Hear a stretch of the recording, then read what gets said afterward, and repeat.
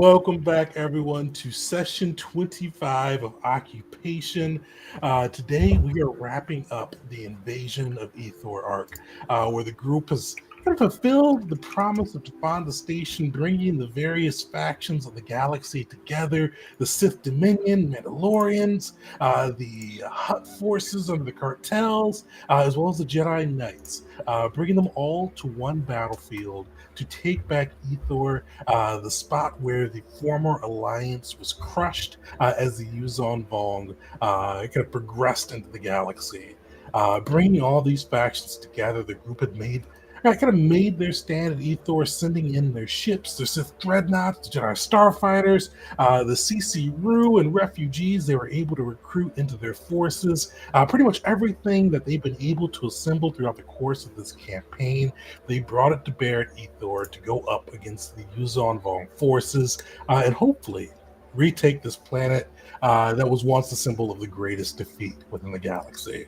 And so far, the war seems to be progressing, or the battle seems to be progressing fairly well for the Defanda Station crew. The strategy they set with their captains and officers is being executed impeccably as they've started to whittle down the Yuzon Vong dreadnoughts and start to blast away as they get closer and closer to taking the planet of Ethor.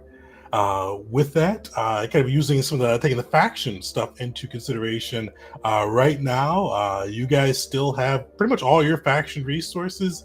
So you're still rolling a collective 9d10 against the Yuzon Vong, who initially were 7d10 faction resources they could bring to bear, but now are only down to the 5 that they can roll. So progressing well, kind of starting to batter through the defenses, getting closer to taking the planet. But as the leadership of the Defanda Station crew made their way on planet Ethor, kind of inserting themselves within the tube connecting the world ship to the Shaper's Den below, the group has started to fight their way through the Yuzon Vong resistance, trying to track down the master shaper of the Yuzon Vong, Nim Yin. During their trek, they encountered some of the shamed ones of the Yuzon Vong species, learning that there is a heresy or rumor being spread about the Defanda Station crew, especially the Honorable Hunter of all hunters, where they were able to help a formerly shamed or disgraced shaper find that he was not shamed by the gods, he was shamed by the hands of another shaper, and that this is not an uncommon occurrence. That he was able to redeem himself, and through the efforts of the Defanda Station crew, with this effort spreading through those shamed ones, but those efforts that knowledge, I should say, was kept within dark hands as Malachi got the information and did not spread it within the crew before the crew would then advance deeper into the Shaper's Den, fighting off against the fearsome shaped Tyrant attack that Master Nim Yin had sent after the group. After a pretty grueling battle, they were able to take it down and continue their progression in being kind of observed and occasionally taunted by the Master Shaper herself. As they went further, they found a room filled with pods. These almost gestational like pods where Republic soldiers and Senate guards who were assigned to the former Supreme Chancellor Oveno were being held, and Vars and Malachi were able to determine that they were being they're being shaped themselves, almost being hypnotized, fed propaganda through this gestational tube to shape them into enemies of the Republic, enemies of the galaxy. But luckily, the crew was able to step in and free them from that fate before it progressed too far, arming a few of these soldiers and telling them to guard the exit, the umbilical cord, the tether that links the Shaper's Den up to the world ship itself. As they were leaving, the one of the Senate guards did let the group know that Supreme Chancellor Oveno was not on planet. He was being held within the world ship itself. After that, the group progressed forward, continuing just kind of this march through Ethor and the Shaper's Den, eventually arriving in another chamber where they found three fellow survivors of Vela, members of the old crew from the invasion campaign, Dash, the gardener, and Caesar. All who had been shaped by the Yuzon Vong into weapons to be utilized against the galaxy they once fought for. With that, as they were kind of with the foes in front of them and a squad of Yuzon Vong troopers advancing from the rear, the party split. With Vars, Malachi, and the Basilisk going forth to do battle with the survivors of Vela, and the Horus and Val staying back to defend the rear from the horde of Yuzon Vong progressing from behind. And that's where we pick up in the midst of this battle. It's been pretty pitched on both sides of the coin there, with the survivors of Vela, Vars, and Malachi duking it out, and kind of dealing some wounds, but everybody is on their feet currently. And then on the other side, you've got the Val Horus team. What's it called? The Hold the Door team. As you guys go through and fighting against the Yuzon Vong. I will say you had some pretty rough odds. It was 7-2, and you shaved it down quite a bit. It is now down to, was it three Yuzon Vong soldiers in their Chazrak left, and you do have your Senate guard along with you. But it looks like you guys are sharing 9 HP between the two of you. So we are going to pick it up. Let me see on the initiatives who was up next. Oh, I should mention we're sharing 9 HP, but Val has 8.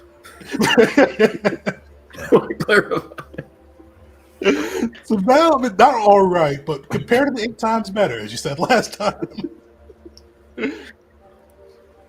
Listen, 1 is better than half of 1. True. And I think Horace is already, if I correct me if I'm wrong, he's already used his Zabrakian second heart thing, hasn't he?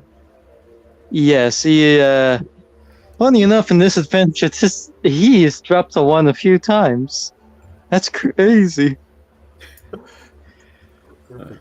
Let's dive into that. Let me throw us in. I think we'll start with the hallway crew first, because they've got some enemies up on that side. So let's see how they will progress through this bit of a nightmare.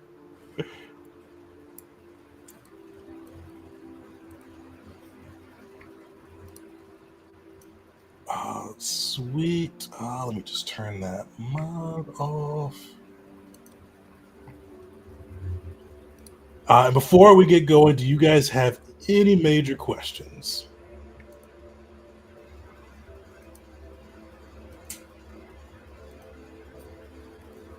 Sweet. Well, let's kick it off then. All right, so we're going to kick it off with the hallway crew. One of the Yuzon Vong soldiers is up first.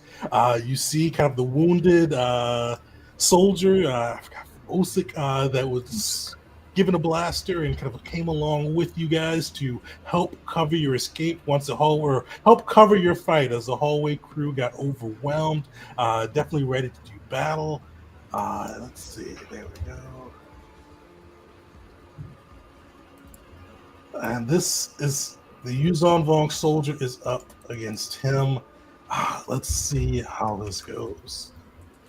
You see the Yuzon Vong is whirling his staff, lashing out twice. Ostin, it looks like typically a formidable warrior, but definitely seems wounded. Seems kind of out of it from his usual battle stance. But luckily the Vong comes in cocky. He's able to duck underneath the first blow.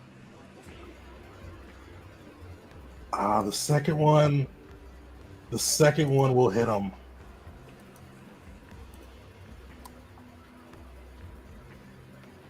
Oof. You see the second one kind of brings him down to his knees. He is pretty much bleeding. Got 1 HP left. Fortunately, one last thing the Vong can do. As you see, he cuts into him with one of the Amphistaff blows, and he does throw a razor bug at the poor frontline soldier.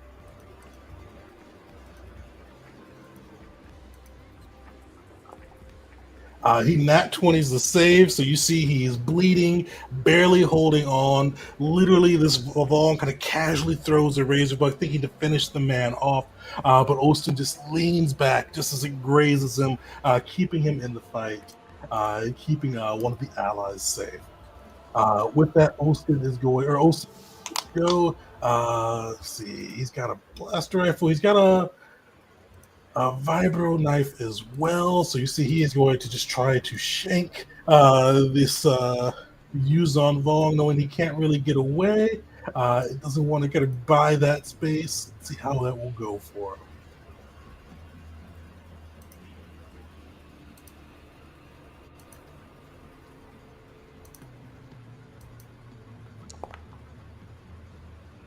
Unfortunately, you see he's still kind of weakened from the kind of his captivity. He throws a blow, but far too weak to be able to pass the Yuzon Vong soldiers' defenses.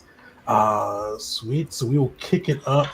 Let's see. I think the crew is up on the other one, so we'll flip over to them first, and then back over to this crew. All right, you guys did tactical initiative, so you all are up first. Basilisk, Malachi, and Vars. All right, let me look at this picture. Let's look at this. Do that math real quick. Is Caesar within 90 feet? So if I recall correctly, I am 20. Oh, yeah, he's definitely within 90 feet. Good. Good. I'm going to burn the last charge I have on my circlet to quicken force throw. And if he fails the save on this, I can move him up to 30 feet, and I'm pulling his ass right back into the flames. On top of this, I'm going to upcast this from 2nd level to 5th level, so it will be 5d8. Well, actually, I think that's only if he hits something, which I can't pull him far enough. So disregard that. It'll remain at 2nd level. Let's do that. All right, DC 18 strength save. Got it. And to remind, because of the... Oh, shoot, I forget what the feature's called. Let me post it real fast. It is the... There we go. Enhanced musculature. This will be made at advantage. Sweet. Also, I do an automatic 5d8 damage to Dash, and half of that will come back to me as temp HP, if I choose. Or actually as real health, if I read it correctly. Yes, real health.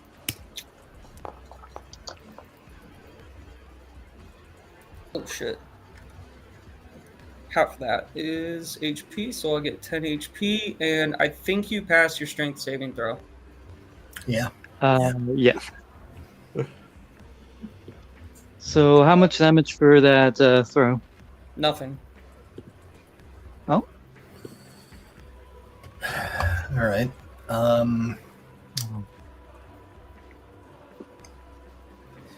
So first thing Vars is going to do is try to take a swing at the gardener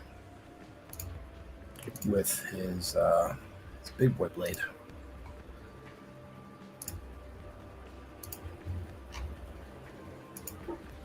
And Unfortunately, you see him kind of just duck aside as the blade comes. all right, we're going to try that.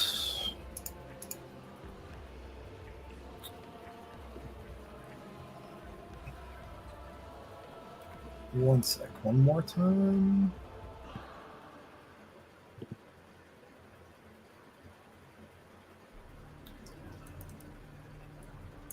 Actually, no, never mind. I'm going to use the feature from the monk splash thing to hit the road as a bonus action to disengage. All right. Yeah, where is it? There. So, yep. So I'm going to disengage and move.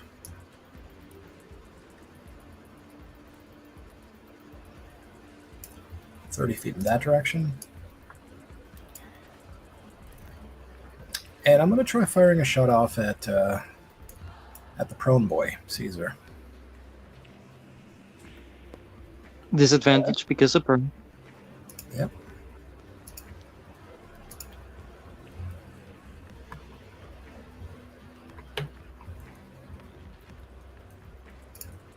Okay.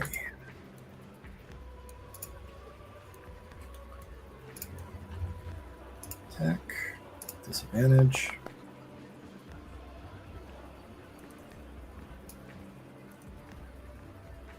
AC of 20. Anything to add on to that? Yeah. Action surge. Nice. Oh, shit. I forgot you were saving that. I forgot. Yeah, I'm gonna try to. Or actually, before I do that, let's see. Let's just have the basilisk try its best with the tried and true. Boom, boom, boom. So, I don't. When you're prone, does what about the dex saving throws? It doesn't affect it. Doesn't affect it. Okay. Well, I still think that's weird that it doesn't affect it. There's always a lot. it's certainly within range, so going to try. That misses, but it does explode. Hey, I think we might have. Oh, never mind. I was about to say something about inspiration. Still makes fire though. Still. Yeah, It blows up. it still blows up. So that's more of that. And yeah, screw it. I'll take the action surge and I'll try one shot at Caesar.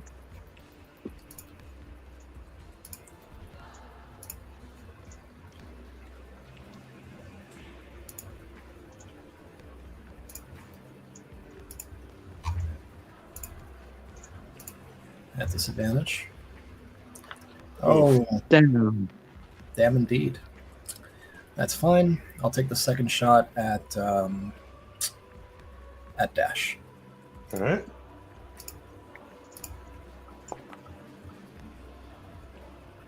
That'll hit.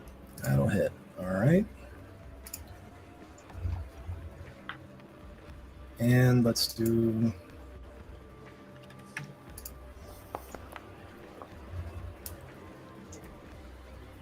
DC 14 con save.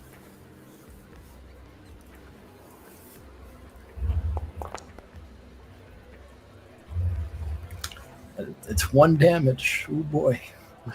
All right, and I guess that'll wrap it. Because action surge is just an extra action, right? Then Just an extra action. I think as you get to level 11, you get an extra bonus action, but not yet. Or maybe not. Maybe later on too. But you do get an extra one later, but not at this level. all right, then I guess that's where I'll wrap things up. Perfect. How did that all look between the Basilisk shooting and Vars just kind of popping some shots? Like a lot of failures. That's what it looked like. So Vars is trying to at least take down Caesar, but he knows that Uli is a very prominent big boy threat right in front of him. So he tried to whittle him down a little bit. Saw that failed, and then just essentially like went under an incoming hit, and then just ran to try to get a better beat on Caesar, but that failed. When his shots didn't connect, it was essentially telling the Basilisk and Mandoa, boom, like gesturing at him and just explosion. And since Dash is there too, and he's being kind of a pain in the ass with his explosions, try to take a shot at him and try to spread the love, so to speak. Perfect. You spread the love. You see these men are ready. Now we're gonna flip it over to the hallway. Hallway has the Uzumbo warrior between them in the back. So, or not that. I'm in the back. Getting every other word there. Oh yeah, I gotta push this over. Yeah, so we've got the Yuzon Vong Warrior up. He is going to take 2 slashes at Dash. But first, he is going to try to throw some amphaspat. Dash. Val, give me a dexterity saving throw. All right. Moment of truth.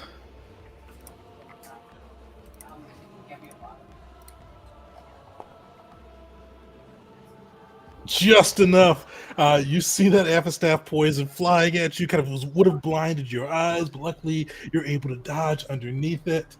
And yeah, I don't think you've been hit, so he will have disadvantage, right? Or have you been hit? Honestly, I don't remember. I don't think so. All right.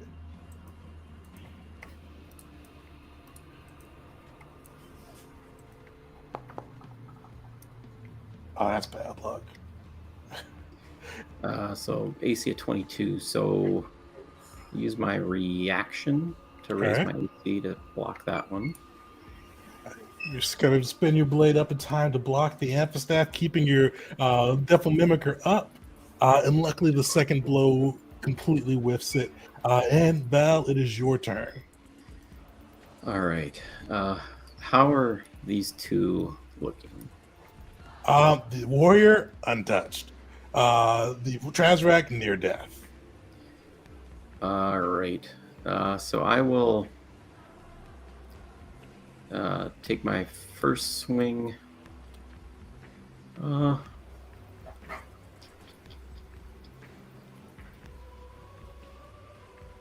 me see. I should have took cleave or something.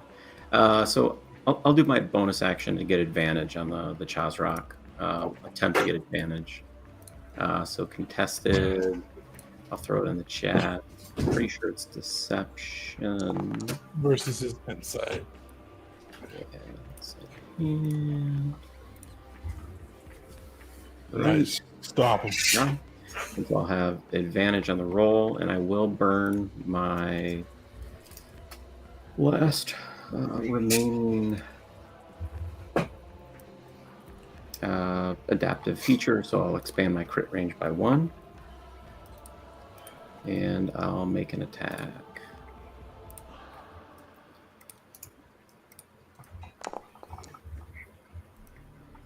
Right, that'll be a 20. I'll just fish for a crit on that. All right. I think it'll matter much. So does 20 hit? A 20 does hit. All right, there's my damage. 10.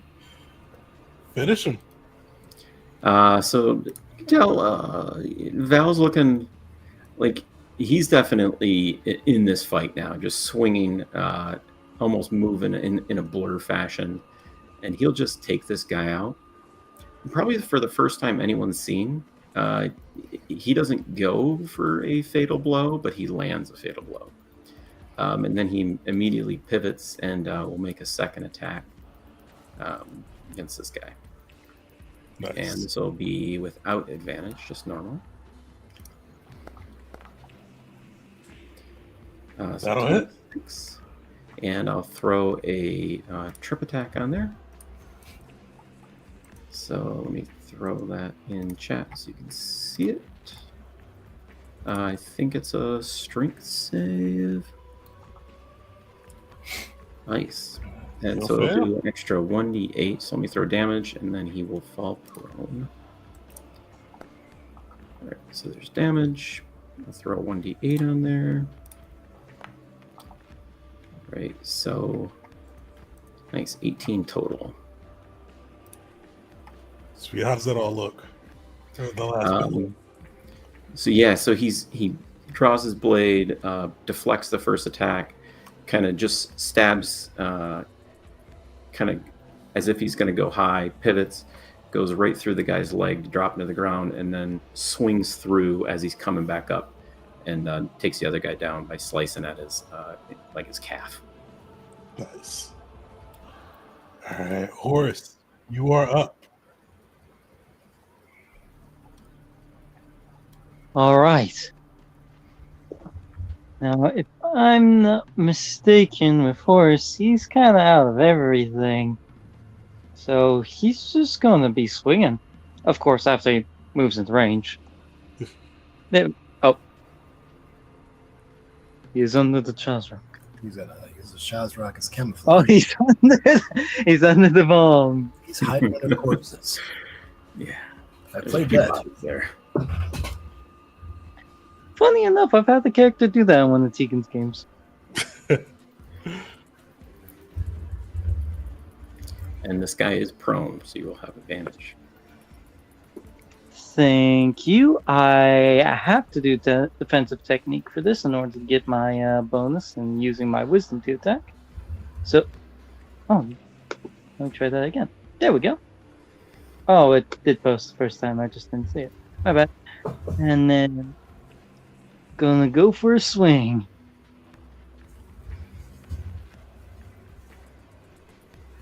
Advantage. That'll connect. Heck yeah. And let me see here. Damage.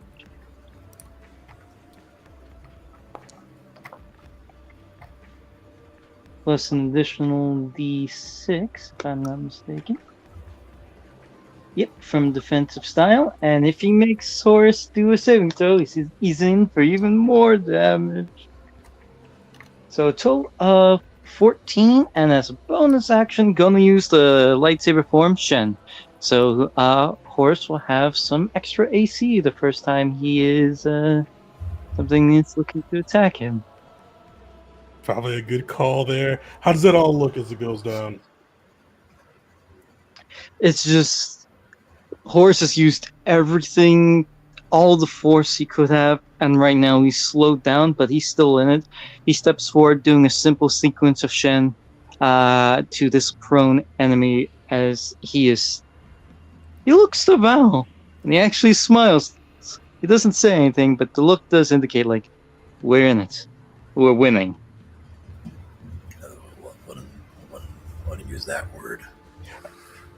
Doing better. Doing Doing better. The scales, Likelihood going up. the scales have tipped a bit. W word may be a little premature, but things are looking brighter for you guys. I mean, it's called a Pyrrhic victory.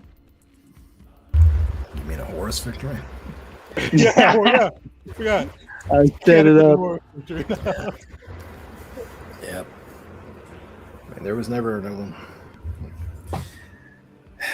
This is where this galaxy got that term from. It's not Pyrrhic. It's a Horus victory. Perfect. Well, hopefully you will pull it out into some type of victory, Horace, or not. But looking back to the other crew, Caesar, give me a dexterity saving throw. Gotcha. Damn it. All right. think you So Half. 48 half. Yeah.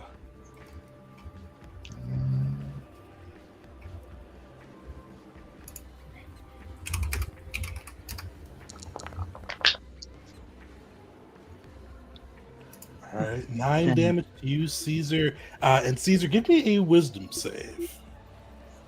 All right. Remind me. Do we want high or low on this one? I forgot how I did last time. You guys want high. All right.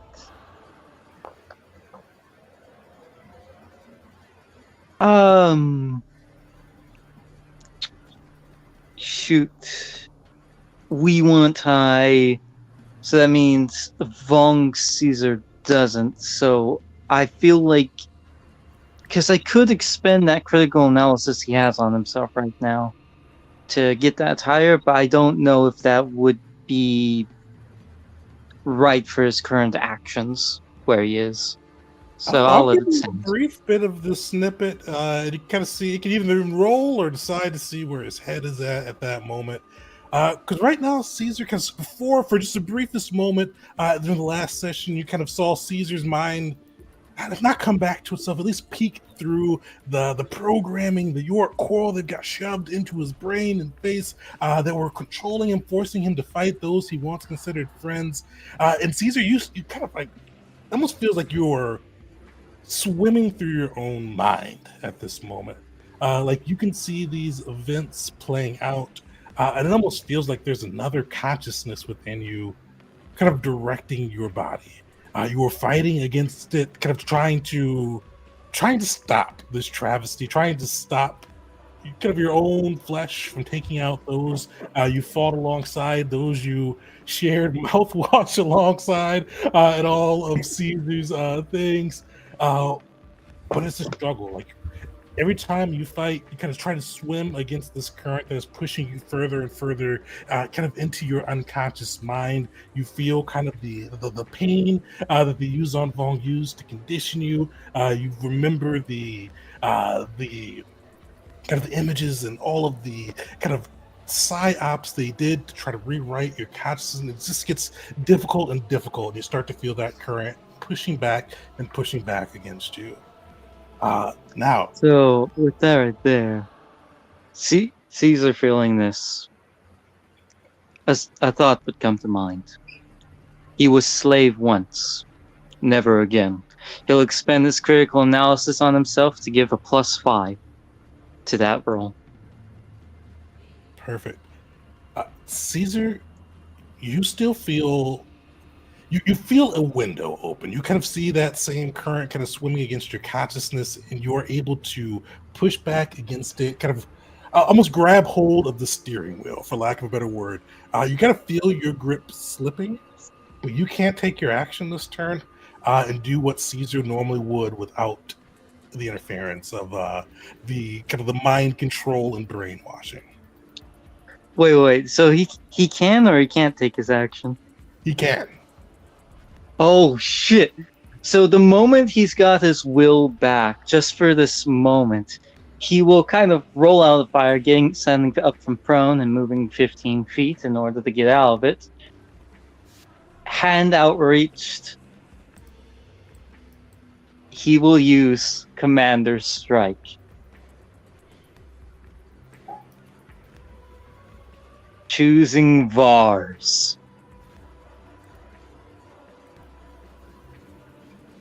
How does that work? Yeah, what does Caesar say here?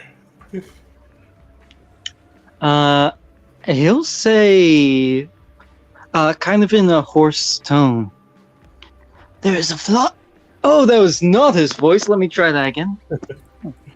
There is a flaw in Nash's armor towards the neck.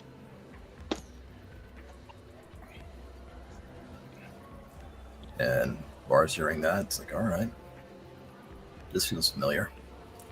And he'll lash out with the blade.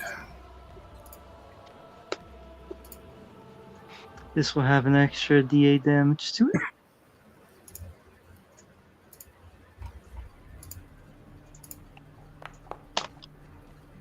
Solid. So let me. That will be an extra 8 to that 5, and dismemberment rolls. Jeez. I know we probably don't want dismemberment on this one, but still. So Gotta beat a 17 with disadvantage. And then 2d4 plus 4 plus, I guess, 8 on top of that. So Yep. 26 damage total. 26 damage total. And 2d20 keep low. KL, right? Solid. How does that look? Luckily, Dash keeps his limbs. Or unluckily, depending on how you look at it today. Yeah, I like It that. wasn't lying. Yeah, Caesar. It was a flaw. Caesar wasn't wrong. Wasn't wrong about the flaw. Holy hell, that gave a lot more than he thought it would. So Vars is kind of unsure as to what the hell's going on to his. I guess he'd be facing behind him to his right, but he knows something is. He's unsure of what the hell that means. But the advice was solid. Now, I have to ask because it would be. I feel like this would be within Caesar's knowledge, but I still have to ask. Would Caesar know if Dash and the gardener are immune to fear in the current shaped form? He would guess that they're kind of almost mindless in that sense, so they probably would be. Got it. So in that case, ugh. Let's see here. Yeah, he's not looking so hot, but still, he'll take the dash action.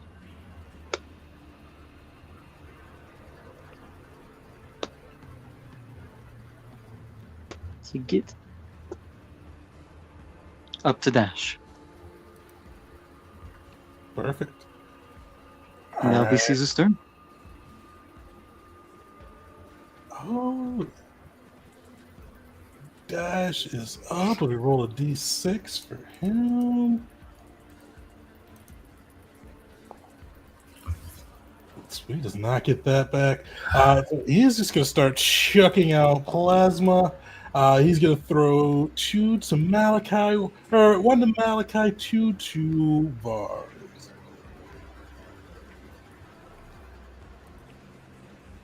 Out of curiosity, how close is Malachi to the door? He's like 20 feet above it. Okay. It is like sealed shut, though.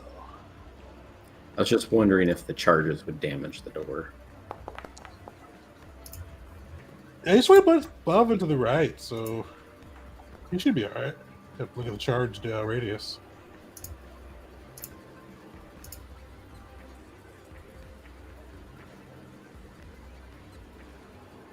All right. Oh, you're talking about the plasma boils? Yeah. Yeah, they've got like a 10-foot radius. Unfortunately, they won't hit that. I thought you had like shape charges you're about to bust out. Uh, Oh, that would be awesome. oh wow, Oh, sweet. What's just that? misses. No, it just misses Caesar by the looks of it.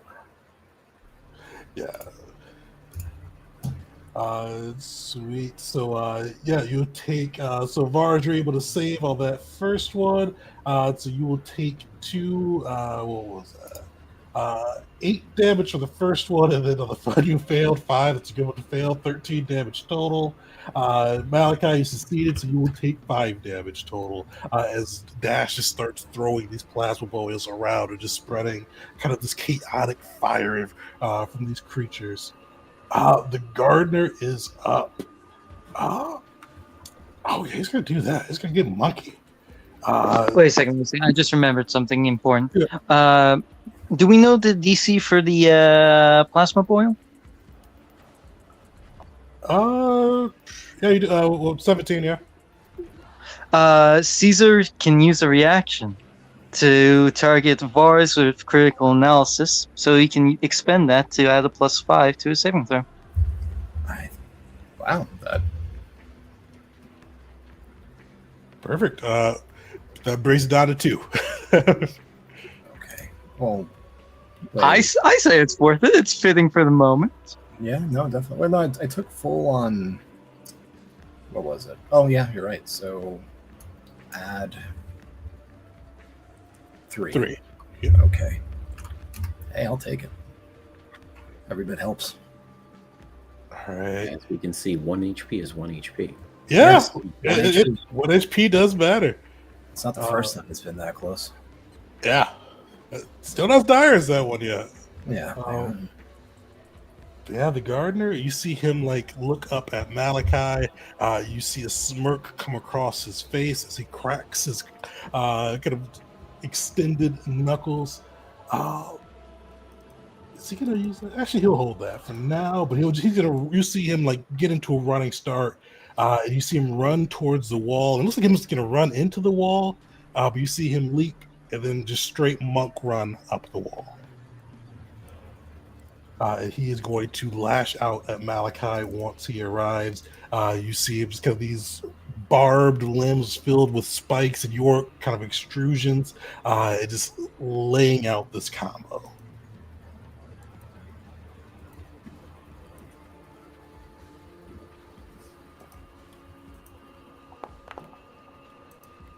Nice. First will miss. Second will miss.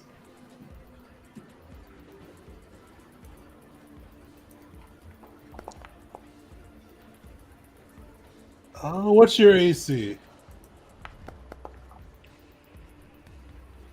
18, but I am going to burn one of my 2 remaining shields to bring it up to 23 until the end of my next turn. Nice. So that second will connect. Give me a DC 14 Constitution saving throw. I think you already rolled it ahead of time. Oh, perfect. What do you have advantage on that one for? Vitality shield. Nice. Is that still up?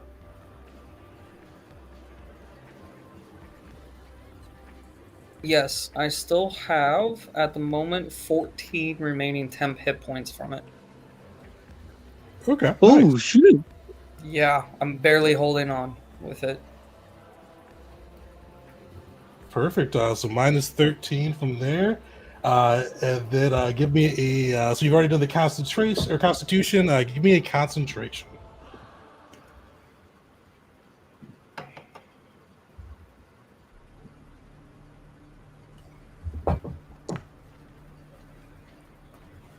Nice. You'll pass that. So you see the gardener kind of run up the wall, slam into you with kind of one quick hit. You see the shield block that one, though he's able to get under you and kind of stab into you with the bone extrusions, the coral from his fist, before kind of floating back down to the ground.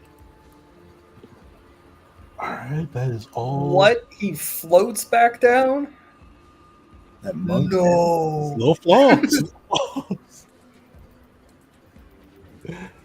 Oh, sweet. Let's go back to the other crew.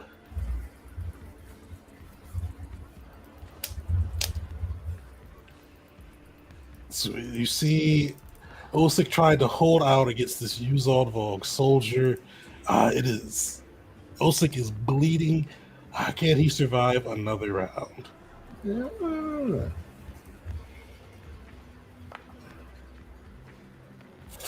All right.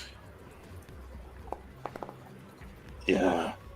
You see Osik, like, he tried to, like, stab at him with his vibroblade, but he's been held in captivity. He's wounded, weak, weary, and you see, like, as the Yuzon Vong spins around again, he just stabs, and with kind of the bladed snake head cutting into the Osik's chest, and you see him fall, and you just hear kind of a muffled "For the Republic" as he comes crashing to the ground.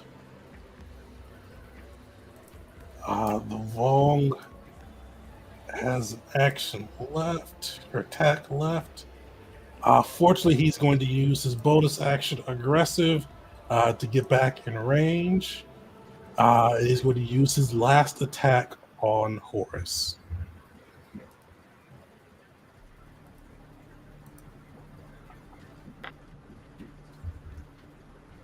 He will miss. He hit you. Yep, he misses. Sweet. You see the blow coming. Unfortunately, you're able to dodge aside before it lands, especially with that 1 HP. And with that, actually, we'll do the use old vote. Actually, no, we'll go back to the other crew. All right. Basilisk, Malachi, Vars, what are you guys doing?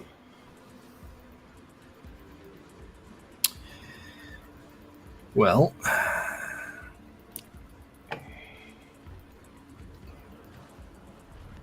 Malachi, is there something you want to do?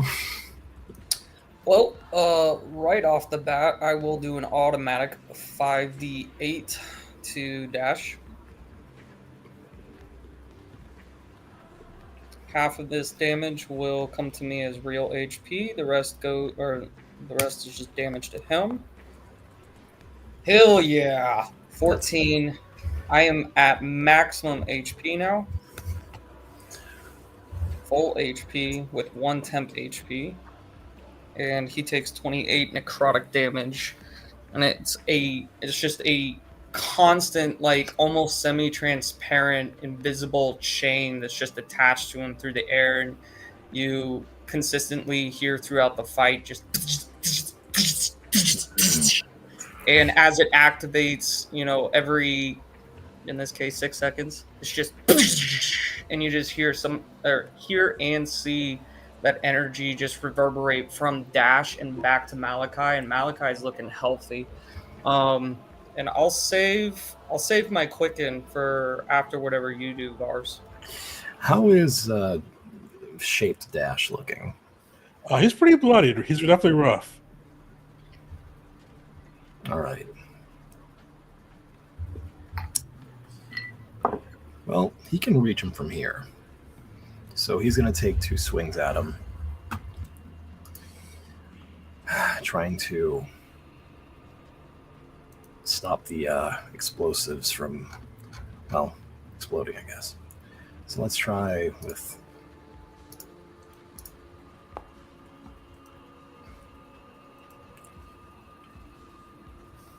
I'm hoping that's connects. That hits. Okay.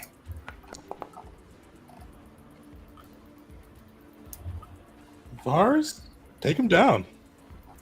Well, seeing the hopes that whatever's happening to Caesar here can be done with Dash, he's not going for a killing blow. He's going for a debilitating sort of blow.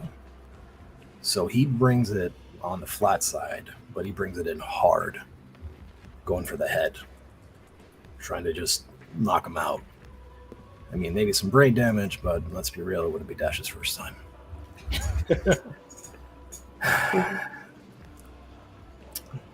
And then Smash into his head, he comes crashing down. And with that, he's going to gauge the distance between himself and the gardener, find that it's within range. He's on the ground, though, right? Yes.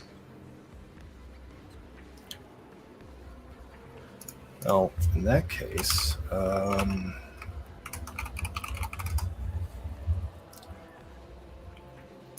I think he's going to order the basilisk to, explosion. How many does he have left? I think he's got like 2 or 3 left. Let's see.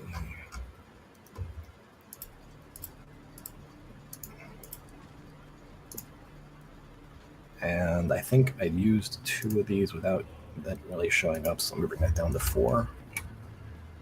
So, yeah. Boom. Let's see what happens. I know he's got probably great dex saving, but... That's harsh. All right, give you some damage on the initial one first. Okay, so that's going to be 2... Well, 2d6 plus 12, right? How much does it do for damage usually? Oh, it's 2d6. Yeah, 12. Yeah, 2d6 plus 12.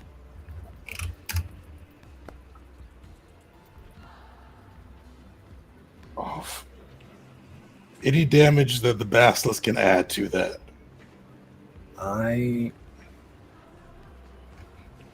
Yes, actually, I think. Let me find those features. Yep. Let's go ahead and use that.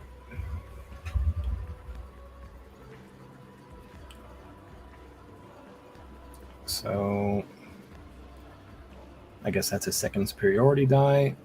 Is it also a D8? I don't know how it works for companions. Oh, I'm not sure on that one. I think so, because he's the same level as me. I mean, if you want to look it up, if you want me to roll a lower die, I don't know. Oh, looks like it's got as a D6. Yeah, but this was kind of ham-fisted in there. Oh, okay. uh, And I know that the rules for companions are like buried in a weird spot on the. yeah, we'll use the D6 for now. We'll check it after the fight. Okay. So. 4. Luckily enough for him not to be able to deflect it at somebody else. So he will take the 4 damage and the explosion goes off near him. All right. So the floor is.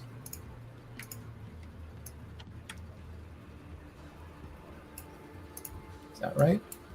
I think so, yeah. I think so. All right. So the floor is on fire. Now, since it wouldn't be double dice on the saving throw, would it? No. Fortunately not for that one. No, just getting greedy. But he is also. He can be invisible. Ah, take that. Yeah, I guess that takes up the Basilisk turn. I think Vars is going to take a. He's not sure what to think of the hell's going on with Caesar, but he's going to try a shot with his blaster pistol at the gardener. Or actually, no. I guess you can still see that Caesar is like struggling with himself. You do see Caesar kind of like jerking almost. You can tell there's a war going on within himself. All right. So.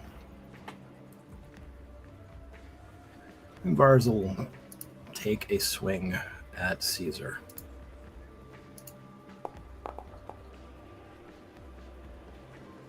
And he can't bring himself to connect. He's unsure. That's what we'll blame this on. Definitely fair. They fought alongside each other for a long time. It kind of comes up just a bit short right before below that would take out Gungan. All right. And bonus action for the for Sentinel with the extra reactions for attacks, for artillery attacks. Nice. All right. And a step to the... Oh, that's wrong. And a step to the right. Nice. I am going to quicken using short round from my fighter stuff that I've learned. One of my 4 remaining stuff, so I get quicken 4 more times for free. All right, I'm going to quicken Vitality Shield, and I am going to cast it at the 5th level as well. Nice. How many force points do you have left? You got to be running low by now. After this, because -3 from force and 2 from HP, I'm going to be at 34 out of 51 force points. Because you're taking that, you're using force body, right? Yes, I am. You're taking that from your maximum HP and your HP, right? Yes, my maximum HP. Okay. Sick. I mean, and you said 6 points, right? Yes. So it should be 3 and 3. Mm-hmm. Okay. He's been using Dash and Caesar a little bit as med packs, so. Oh, yeah, it just brings your maximum HP down, too. So what is your maximum HP sitting at? Oh. I completely forgot about that. Okay, so that would bring the max down to, I think... Can you guys hear me? We can. Okay. It went really quiet there for a second. How does that work, Tegan? I'm so sorry. Oh, no worries. So force body, kind of the downside of it is it takes the HP as well as your maximum HP down by the amount that you use it for. Okay. I'm gonna scroll up and do some backtracking. So in that case, I'm going to be a little bit lower than what I initially thought. Perfect. We'll come back to you on that one later. So that should bring my maximum down to 91 at the moment. It's going to be a lot lower than that by probably I think about 8 points, probably 8 to 10 points. Uh, and rolling damage, I'm doing 5d8, so it should be 2 times whatever this is. Oh wow, I rolled really bad. So I will take 15 damage. So that'll bring me down to 86. And then 30 temp HP. Nice. Okay. And then I'm going to scroll back and start doing math. That's the end of my turn. Perfect. And we'll go back to the hallway crew as the Yuzon Vong warrior is up. He is continuing his fight with Dash. Dash, you see him reach into his pocket. He whips out his last razor bug, hurls at you. From all the way down there? What? Isn't he prone? Well, he's prone, but he can still throw that. He's gonna stand up though in a second. Okay. I'm really hoping. All right. So it's a dex save. Dex save, All DC 15 for the hunter of all hunters. One more. Don't fail me now. Here we go. I mean, have you ever tried to get something out of your pocket when you're sitting down? That's rough. Man. That's hard. I'm just throwing that out there. You see that thing coming and you dodge aside. He is going to try to like kip up back to his feet. You guys are both next to him, so he has to beat a DC 14 to stand up without taking attack of opportunity. Unfortunately, just hits it. He's able to get to his feet. Vars, you see, or not Vars, Val, you see him honing in, trying to find some gap in that deaful mimicry you've got up as he lashes out twice with his staff. Luckily, that crit will not play. And the other one will miss. So you see him kind of just lash out twice. One of them seems like it should be kind of right at you, but the software is able to keep the hunter safe. I've got 2 spirity dice last. Yeah, why not? I'm going to burn something. I think I have something. A riposte. There we go. Perfect. And I will take a attack against him.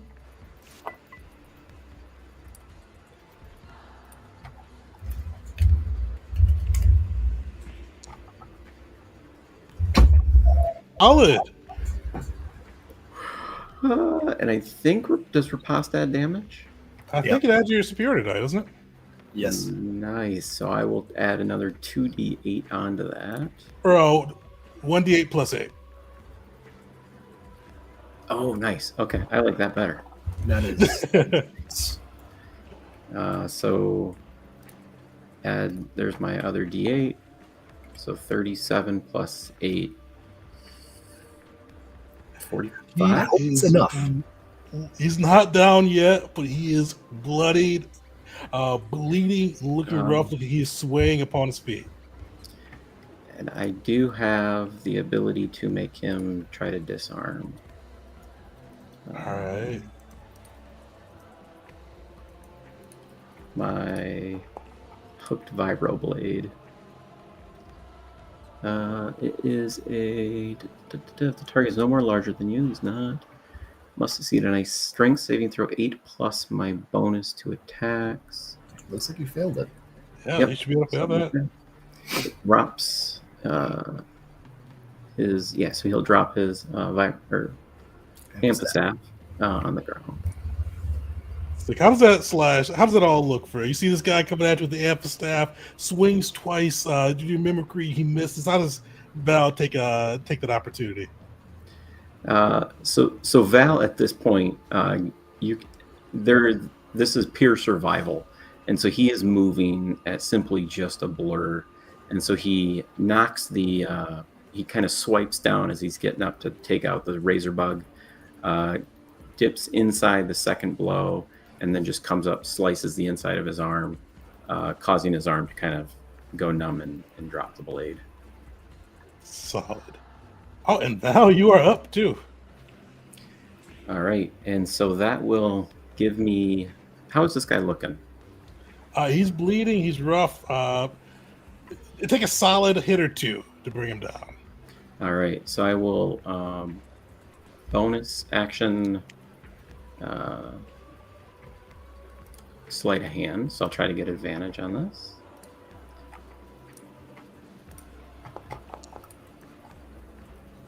Oh, only a 17. He's got a shot here. Oh, perfect. Let me roll insight. Unfortunately, he's paid attention to your tricks on that side. He's ready. All right. So I'll just kind of try to push myself back a little bit and slice down as I'm going. I will burn my adaptive charge that I got from the crit, so I'll expand my crit range by 1. But this will be without advantage.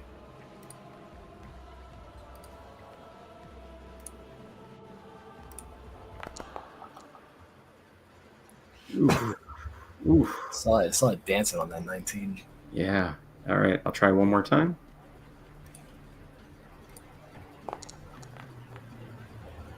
Does 16 hit? Unfortunately, it doesn't. You see he's bleeding, but you see him just turn his armor just to absorb the blow. All right. Yeah. So I'll kind of push myself back, and you can tell maybe it's taken a toll on Val as he kind of pushes himself too far, and as he's falling back, he's just wide, starting to slip up a little bit, and that'll be Val's turn. Horus, you're up.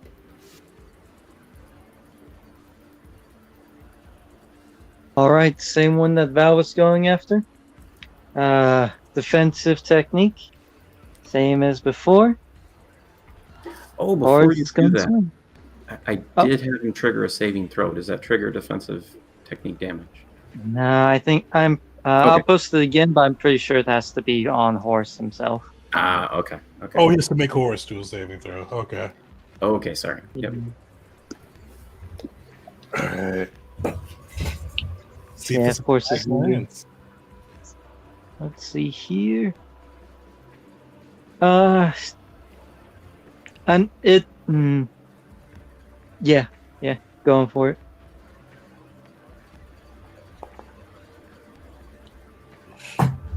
Fortunately, you Down. see this one is in the fight for his life as well. He's kind of just using, like, he doesn't have a weapon on him. He's just using his armor right now to avoid the blows. Bonus action, Shen. That's Horus's turn. All right. We're going to switch over to the other crew.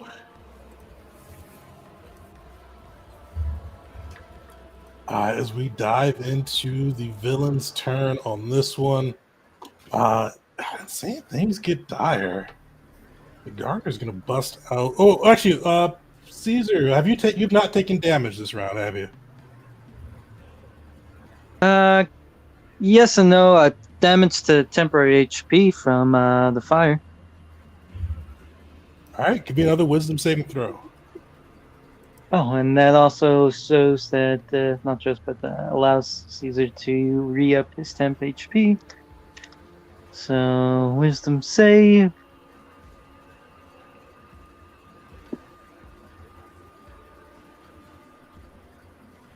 Throw. Normal.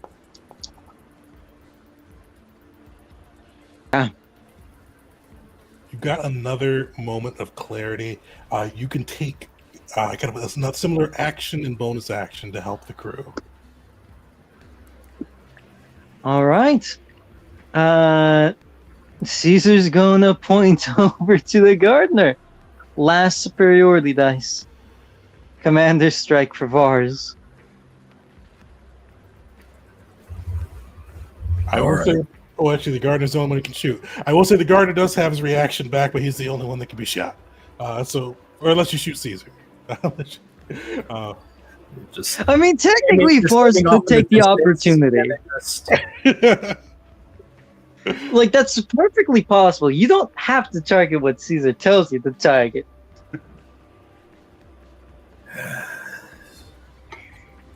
as he's pointing to the gardener, barking out orders like the old times, but voice hoarse and body distorted. Yeah, and then that's bonked in the back of the head. Yeah, right. How would Bars handle this situation?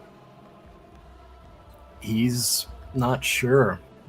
It sounds like Caesar, but it's not just Caesar.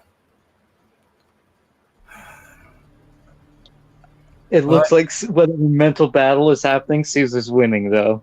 Yeah, I know. Which is also a very Caesar thing to do. I'm gonna take a shot. Whatever. Try to get the gardener's attention over here because I don't want him by the Sith. So what is the range on that? 45. Hey, just enough.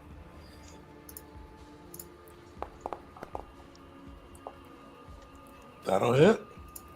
And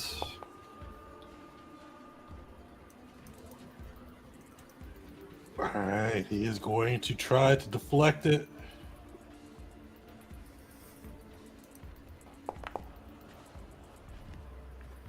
Unfortunately, you see, he does kind of catch that bolt. And what does he have to do? So he's going to try to send it back your way.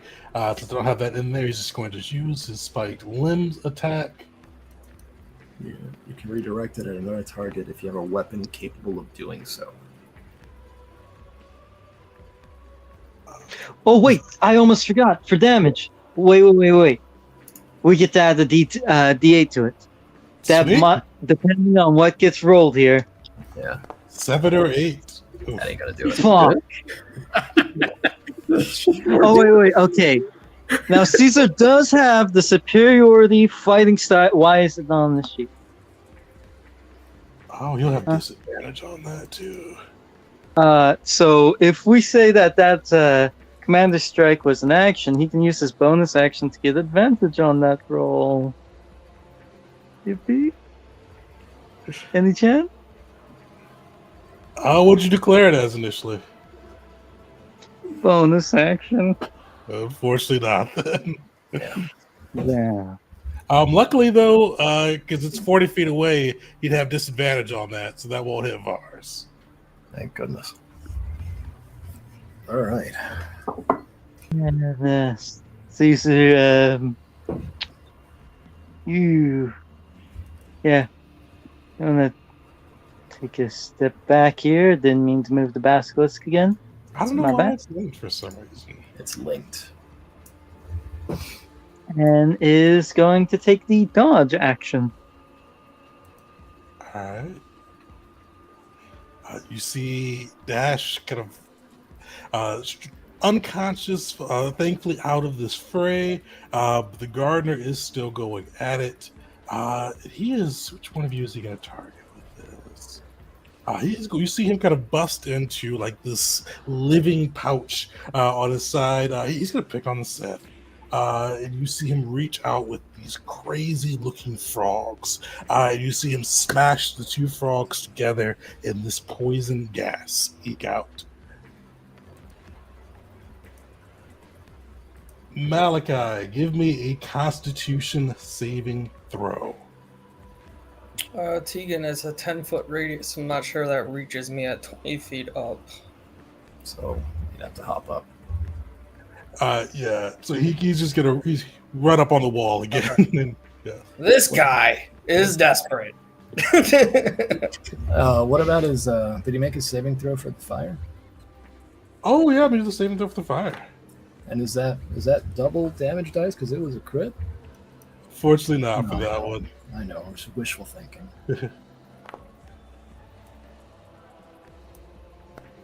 Gee. Nice, he'll not want it. All right. So now is it done?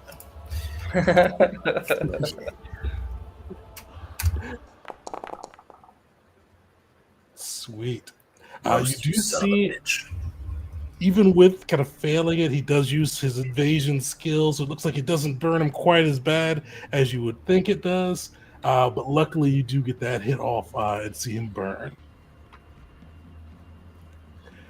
Sweet. Malachi used the seed on that, not having to worry about being kind of played down.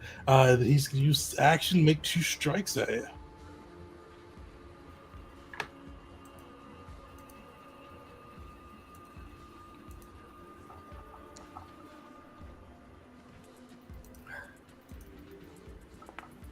That will miss. Or at least that first one. Both will miss. Nice. Yes, you see them coming at you, but luckily you're able to avoid them. And with that, we'll flip over to the other. Is he still up by me, Tegan? He is floating. You can actually take an attack of opportunity, but he is floating back down to the ground. Oh yeah, I'm gonna hit him with one of the I still have a vibro dagger because I carry 3 of everything. So I'll make a vibro dagger attack at him. All right.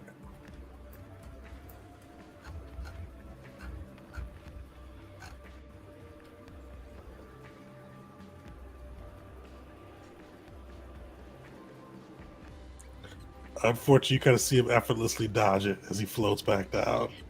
It was a good try. Also, I went back 7 days to the very first thing that I casted, and I am literally sitting at 86 out of or 86 max HP. So I minused it from the freebie HP that was given by Horus, and I'm at 85 out of 86 max with 30 temp. So it's just under max, or 86 out of 87 with 30 temp. Nice. But I did the hard math, sir. I did the hard maths. The clickety clacks. Perfect. Hey. What's that for your force points at? Force points I was minusing correctly. I was taking the majority on anything that was odd from force points and the rest from HP, just not from my max. So it was just the max that I needed to go back and mess with. But everything should be correct now. Nice. All right, the Yuzon Vong soldier is up. He is going to continue his fight with Horus. The Horus is going to do probably your hardest thing. You see him look at you, level his amphistaff, and spit some poison. He takes at you. damage. Oh yeah. Wait, no, oh, he no, you doesn't. did attack. Yeah. No. Oh no. Wrong one. Dexterity.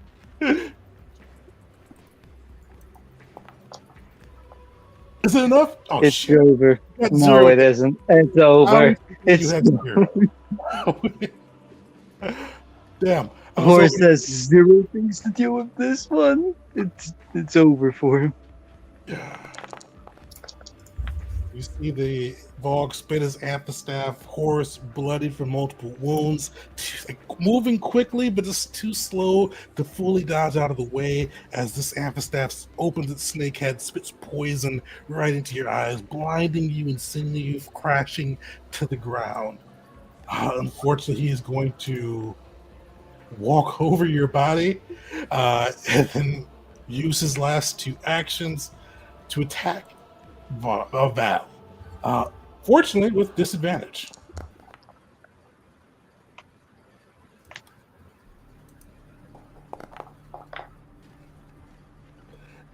And do a very poor job. But Val, you are just getting onslaught from all sides as this creature just comes into you, just swinging his amphistaff for all it's worth. Yeah, you're just moving like a blur, able to kind of avoid all of these attacks as they come at you.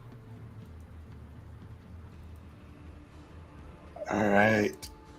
Flip back to the other crew. Team Basilisk, take it away. Anything you want to lead with, Malachi? Oh boy. Malachi is just like fending off the floating tree man, and in between, like, oh god, dodging spiked fists. I'm like, what's going on with your friend there? Pointing at Caesar. He's fighting back against whatever the hell the Vong did to him. Okay, kill. Don't kill. I need an answer. Don't kill. Okay. And then let's see. What do we got? What do we got? What do we got? All right. I am going to burn another short round.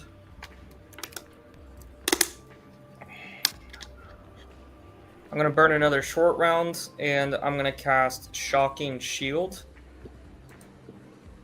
Does not require concentration. Anytime this dude hits me now, he's going to take 2d8 lightning damage. Get away from the damn wall. And I'm going to move up the wall further, 10 feet. And over 10 feet. So basically, my dude will be right here, but still up above. Now 30 feet and over 10 more feet. And then I'm going to, as an action, cast Shock on him, the gardener. Right. So, come on, do good, do good, do good! Oh, come on. Unfortunately, you see him standing there in the flames, and he just dodges aside from the lightning. Of course he does. Alright, that was fourth. All right, Sweet. Malachi Vars, you're up. Well, seeing after what happened last time when he fired a bolt at him, Vars is gonna look over at Caesar and just be like, and just say, I know you're winning, but you're gonna lose your grasp soon. I'm not trying to kill you. And bring him down with a whole lot of oomph behind it, hopefully, is Crossblade. With Caesar still being in control in this moment, can he allow that to hit him? You're not unfortunately in control at the moment. You had your action and bonus action, so it is back, and I think you decided to dodge, didn't you? Yeah. And, So that would be disadvantage. and either way, I don't think that would connect anyway. No, it certainly wouldn't. Okay. All right. Fine. We'll try this again. And he'll try it again.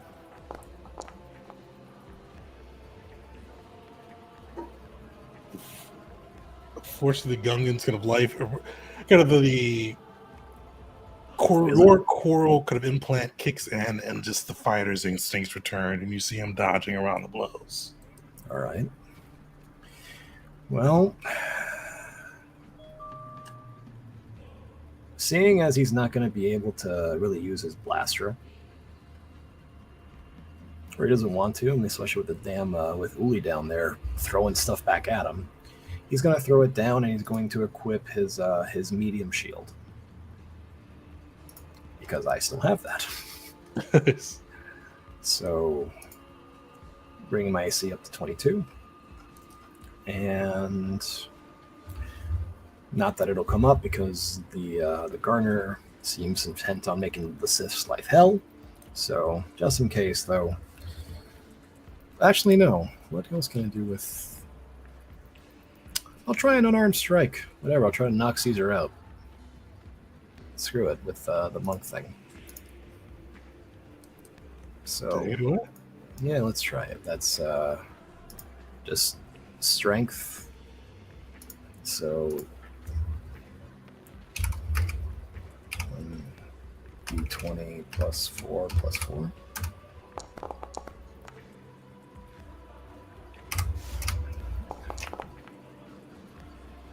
Nice, that'll hit. Hey, all right, so let's do that. And I think it's... Does that go up? Nope, it's just, what is it? 1 plus your strength. Unless you take anything to bump you up, you're unarmed. Nope. So that's 5 damage total, I guess. There you go. Get to trigger that wisdom saving throw. Yay. Hey, that's And don't forget the basilisk. Oh, yeah.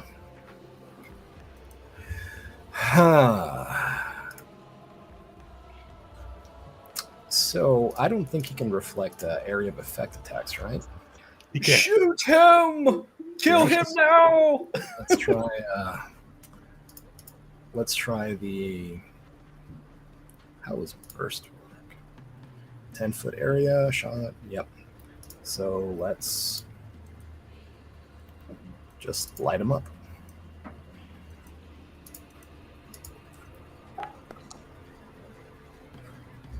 And yeah, that wasn't. Yeah. I don't know if it does half damage, but even if it does, unfortunately, he does have evasion.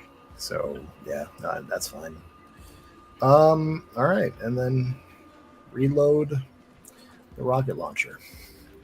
This is why I'm not standing on the ground. Yeah. Jump back into the hallway crew. This guy does not have a amphistaff anymore, as Val had knocked and thrown it. And basically, he is going to try to throw a thud bug at you, as his last thud bug at you. Give me a dexterity save, Val. All DC right, one more 15. time.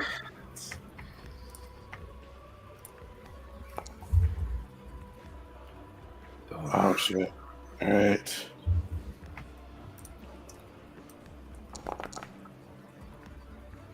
Oof. Yeah. Can Val mitigate that in any way? Parry only works against melee attacks, so I think I'm out of moves here. Fortunately, you see Val kind of. You see first Horace go down to the poison in the eyes, and Val, just as you kind of look up, you see this Vong bleeding from the arm. You disarmed him at. He reaches into the pocket with his other one, throws his last thud bug, and unfortunately, the blur slows down just enough, and it collides within you, knocking you to the ground, and you see it fade to darkness. Sweet. So they're not sweet for this one, but unfortunately, with this, Val, Horace, give me death saving throws.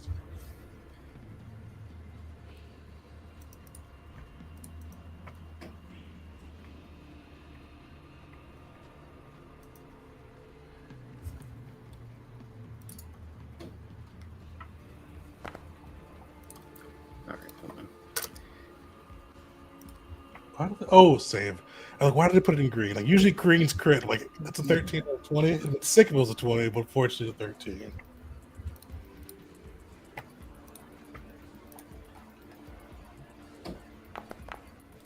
So, luckily, both of them kind of bleeding out, but breathing stably as they make their first death save.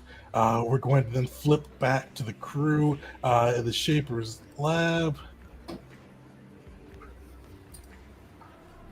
Caesar, give me a wisdom saving throw.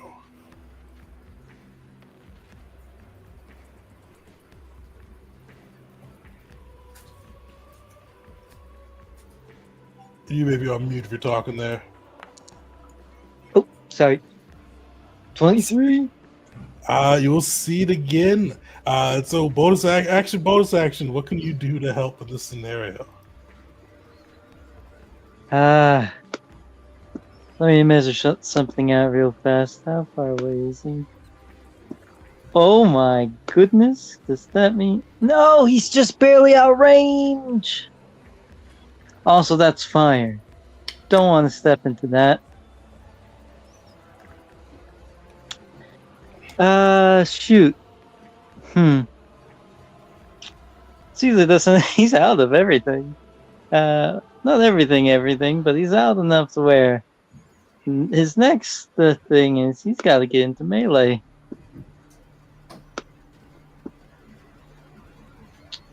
Shoot. So... Yeah, he's... I don't think he'd actively walk into the fire, though.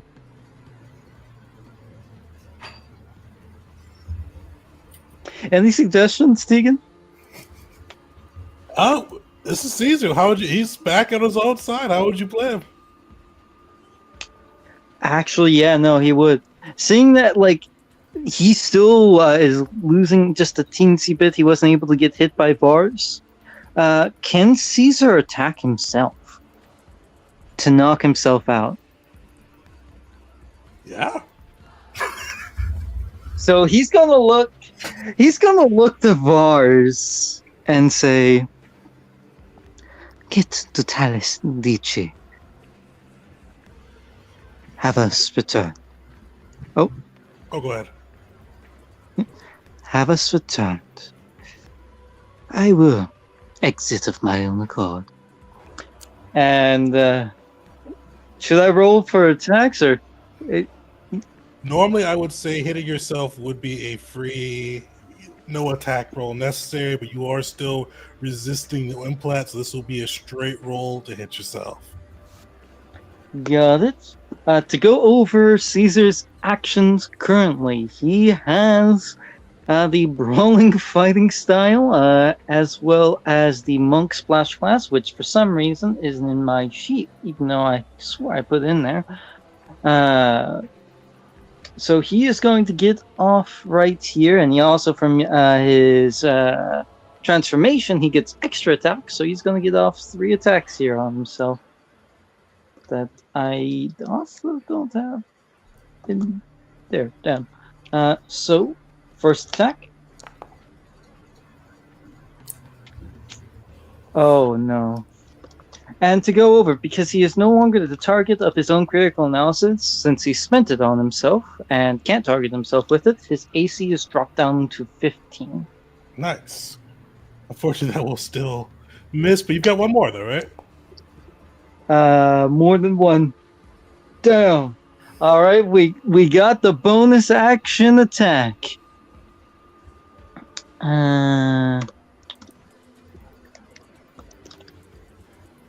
You kind of feel the implant fighting against you as you try to harm yourself. It kicking into overdrive. Damn.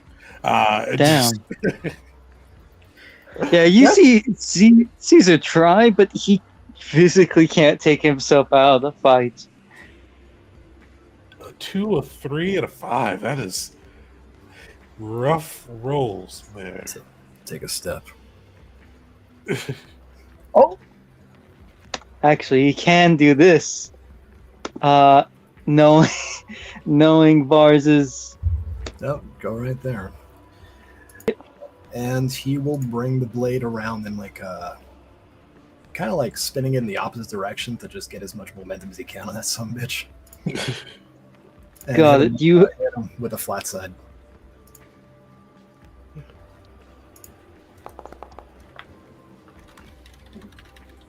will hit.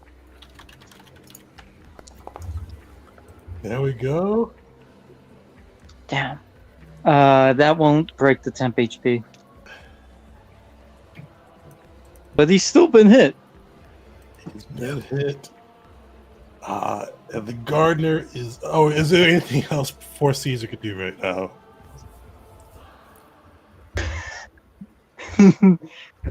No. He's trying to exit like gracefully from the fight, but the coral implant, it's got hands. Yeah.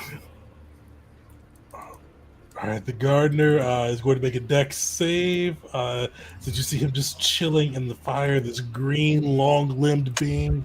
Unfortunately, you see him just like in the fire, just dancing around the flames. Unfortunately, evasion helps him out on this one. What is this man? Really, whatever he is, he's flame retardant. This guy bang. Got that coral implants in him, a coral armor, and it is just protecting him from the fire. Unfortunately, Malachi, you said you went 30 feet up. He is going to chase after you. Unless you're away from the wall. I don't know if you can stand on the ceiling or not, but go.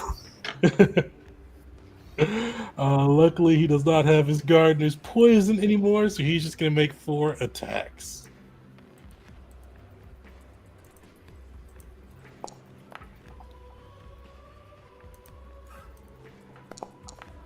All right, I'm just gonna go ahead and throw a shield up so that both those two attacks right there miss. This is my last shield that I have.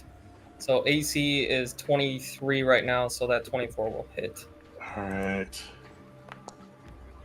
Oof. All right. Fuck. So give me 2 constitution. Oh, let me do the damage for the first one. First hit 14 damage, and then give me a constitution saving throw.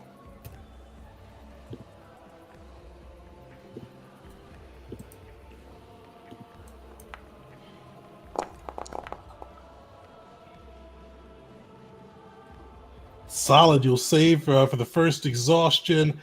Second hit, you see he comes in, like kind of just knuckles dragging into your flesh as he kind of rides it back down to the ground. For 35 is kind of your coral enhancements cut through you. And one more constitution saving throw. And then 2 concentration saving throws.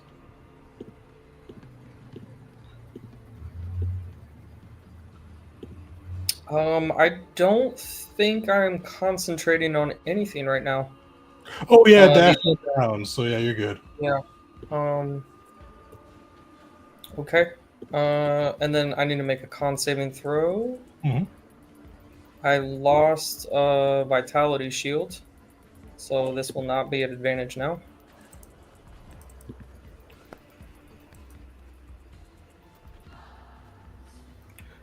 Luckily enough to avoid that exhaustion. So you see him cutting into you, kind of targeting your vital points. Fortunately, you were able to fend him off. He will take 2d8 times 2, so that will be for the first attack he did against me, 14 Nice. lightning damage. And then for the second attack, he will take 7 lightning damage. He's actually looking bloody now. That's good. And he falls back down. He does. And I'm gonna attack him. I'm waiting for the day when you connect those damn daggers. Yes! It's today the day. Please tell me that hits. That will hit. Oh my god, yes. Big damage. Big damage. Big damage. Malachi. Didn't Critical hit. bring No. a reaction. Boom! Get some. Is he down? He does have a minor cut as he kind of floats back down to the ground. Get wrecked. He floats down mildly annoyed. Oh my god. Oh boy. Shit, what do we do over that? What's wrong one? That looks familiar. Just Wait, Basilisk. oh yeah, the Basilisk. I always forget about him. I don't know.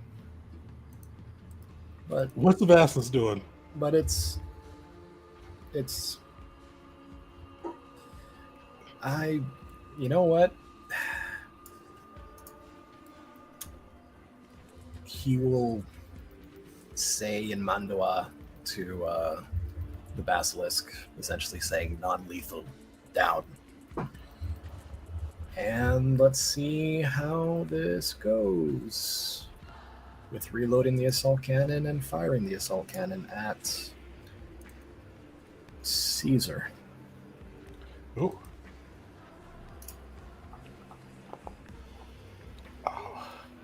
His desire for caution was appreciated, but oh well.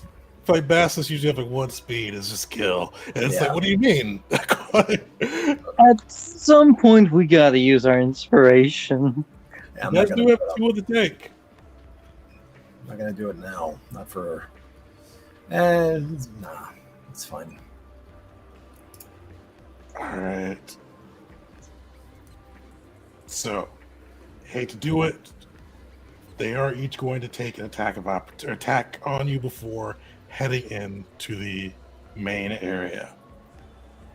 So, Val, the one that you had your duel with, is going to pick on you, make an attack.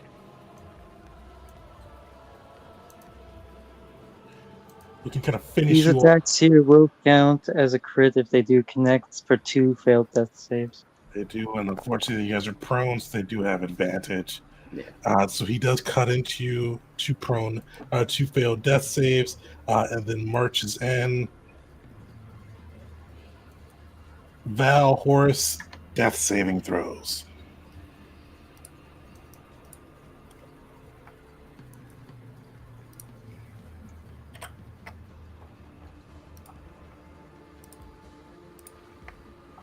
Horace Damn. a fail. Val, sick. All right, I thought that was a fail at first. Sweet.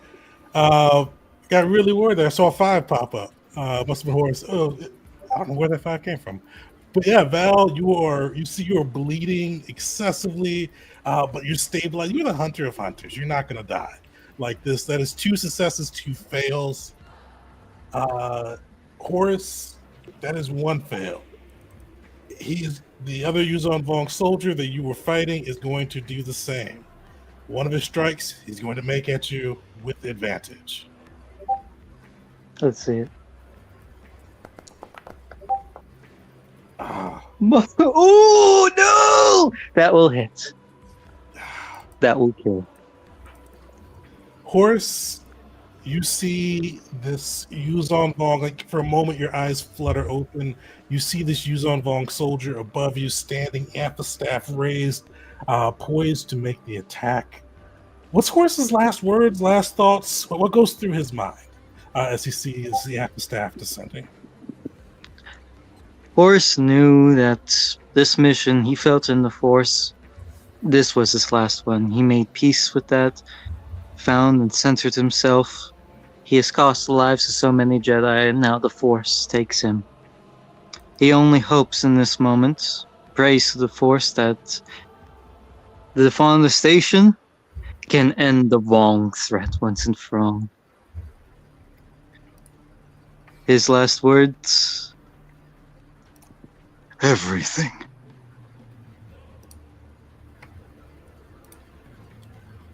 You get those last words off, and in that moment, so he's kind of at peace. What's kind of Horace feeling in the Force? Like, if he can truly at peace at this moment, I know he struggled sometimes with his own. He fought to the dark side. He had dark current running from. How's Horace? How's he feeling? He's doing the every other word thing again. Oh, it's weird. I'm talking right into it. That one I heard though, and it would be like, he's looking forward to seeing his old master again. He's looking forward to seeing his old Padawan. He's looking forward to being one with the Force. I think he's truly at peace. A lot of Jedi that he's fought against the Vong, lost, led into death. He's looking forward to seeing them again. Horace, you kind of feel that peace. You feel the Force flowing through you. Thoughts of your master, thoughts of your former apprentice, the one you converted from the dark and the Dominion. It's almost like a split, like that old fork in the road type split. You see kind of them on one side, kind of almost welcoming you, and on the other side, you do see the lives of all the Jedi that you've done great good with, but have lost in your campaign against the Vong and the Dominion. But you kind of see those two splits. We kind of on the one side with your master, your apprentice, and those Jedi kind of behind them. But on the other side, you do see all of the lives, all of the people that those sacrifices have saved. And at that moment, you feel peace. And as you see this Vong kind of chiming down with his amphistaff, you see it spear your robe, crash into the ground. But as it removes the staff, kind of piercing through the robe itself, it emerges empty as your body fades away into the Force. With that, though, let's jump back over to the other crew. Tegan, what's one word that Horace would describe himself as? Something positive. What's one word? Maybe his combat style or his... Oh, yeah. Battle Master. So I'm going to add a title. Now Hunter of Hunters, Destroyer of Dreadnought, Savior of the Pwack, Threader of Needles, Friend of Horus the Battle Master. Nice. Damn, that hits different. Also, I do want to point out, I lose so many characters in your games, dude. This is why I'm so like stressed over making a backup for Mockery. Wasn't this one like everything in the con too? Like, Yes. and then, Let me double check.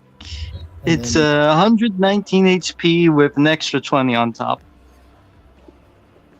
and resistance to kinetic and energy. All right. So you guys see, and Vars especially, you see this door open.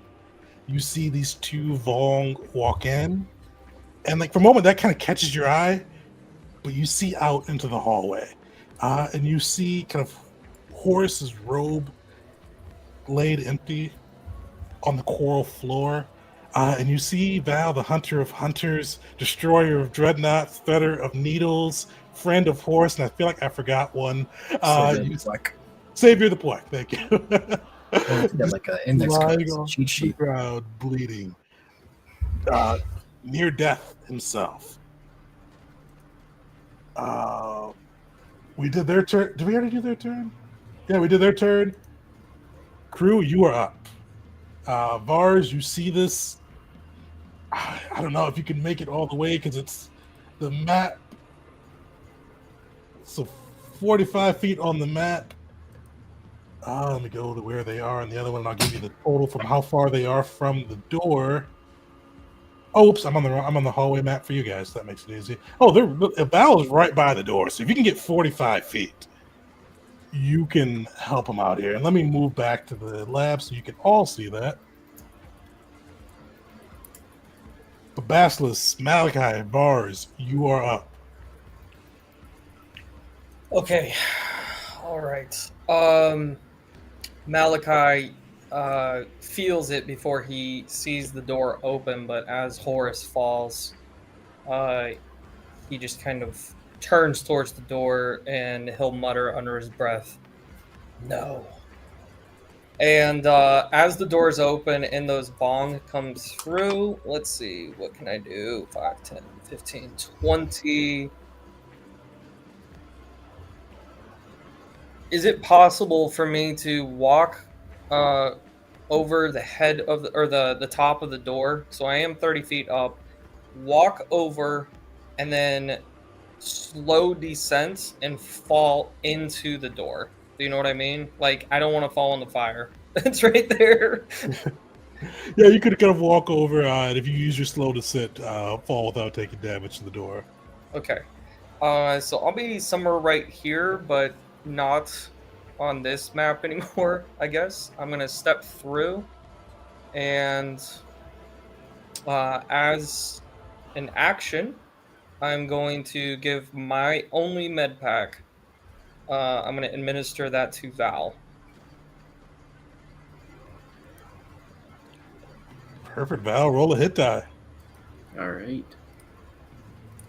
And then as that happens, I'm going to quicken a force throw on the gardener. I need him, and I'm going to burn my last short round as well. So quicken won't cost me anything.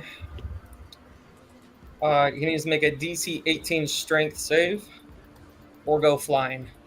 And I'm gonna upcast this also to 5th level. So this will be 5d8 damage. God damn it! You No. see the gardener rooted in place within his bed of flames. He just doesn't want to get out. He's comfy in there. I think that's right. Right. Okay. All right. Sure. Val, you open your eyes. The Hunter of Hunters lives, which is a great thing there. All right. Oh, sweet. So let me see what you had in the hallway. We'll just add you in there with this. 13 in the hallway, Shaper's Lab. So you still kind of you won't be able to tag team it with the crew, but you go right after the crew of the party turn. But rest of the crew, what do you guys do? Val or Vars, what do you do? Gonna try to put down the Gungan gently and swing with gusto his blade right at him.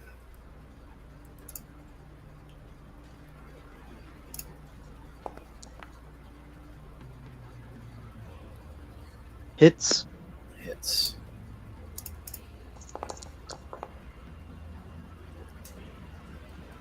Hey, that actually connected into the real HP. Hey. And how is Caesar looking? Tegan, do you say that or do I say that? Oh, you can go for it. Very, very, very bloodied. All right. That's harder because he's not trying to kill him, but let's try to take him down. Once more. Attack.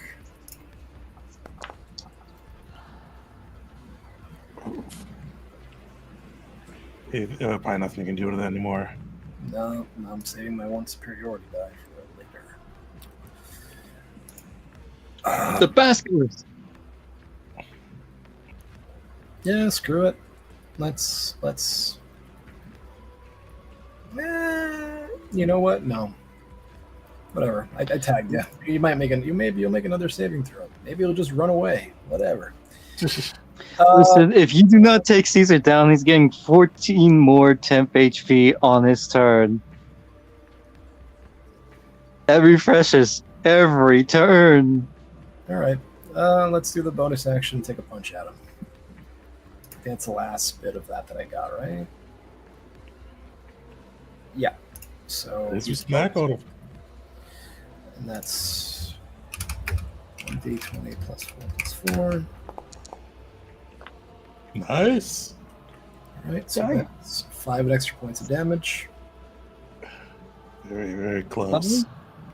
Anything else you can add? I burned action surge. That should be 0. I'm looking at anything I can throw on there, but I don't think so. That superiority die I could do. You guys, all right. Hey, about short rests. Does that DC go up next time we try to do it? The rapid rest? Yeah, it does, but it takes 10 minutes to do. Okay. So you could bust that out in combat, unfortunately. No, I know, but after. Oh, it does. Yeah, so it would go up, I think, by 2 or 3. I'd have to look at it. Okay. Man, I'm. Whatever. Screw it. I really don't know what else I can do here because I can't. I already shot my shots. Right.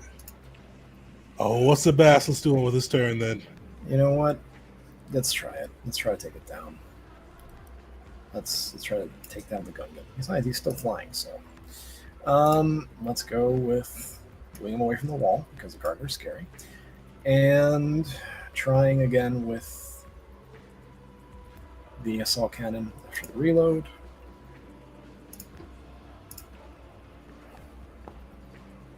Nice. Okay, rolling damage. It should be good. Perfect. How does this look as you bring down the Gungan guillotine? So after Vars tries his damn best to take him down,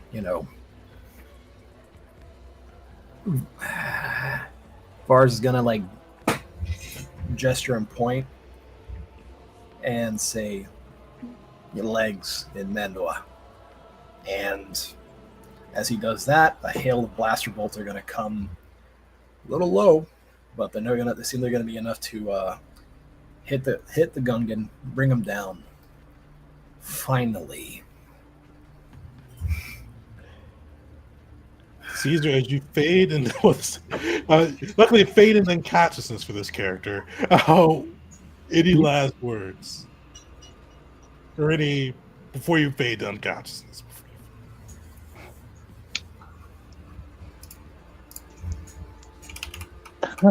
Probably, to Mars, he'd say this. Rip and tear. I did not catch any of that. Damn, he said rip and tear. All right. Caesar is down. Val is fortunately back up. Val, you are up at your turn. See the Malachi standing over you, and the two long you were fighting standing next to you. He's going to look over and see Horus on the ground. A little tear is going to come to his eye. Going to pick up his blade, stand up, and charge back into the fight. Which one was it that killed Horus? Actually, the one right next to you.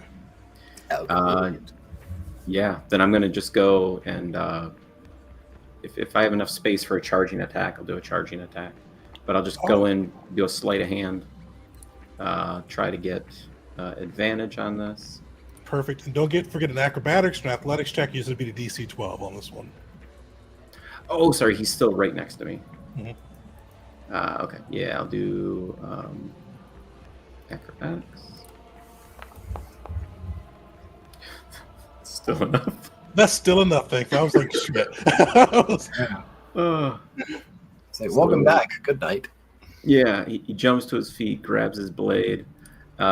He kind of almost stumbles out of that, and then you can see it was intentional. That was his sleight. And then he's gonna come up with a strike. So let me try my. Did I roll sleight?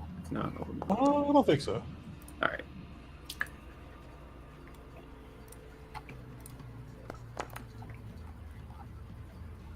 Just enough, right? Wow. All right. So as he's kind of stumbling up, he kind of quickly surges, and I'll have advantage on this. It's a nice swing upward. I don't have anything left, so I cannot use my expanded crit. But this will be with advantage. Right, and then I'll fish for a thing. crit. All right, so 22, and then he'll have to make a save. So 8 damage, and then I think it's a strength save. Just roll the effect real quick for another trip attack, and that'll be my last superiority die. Perfect. And that'll be an 18. Eesh. Unfortunately, he will stay up, but that damage still applies. All right. You still had the damage, though.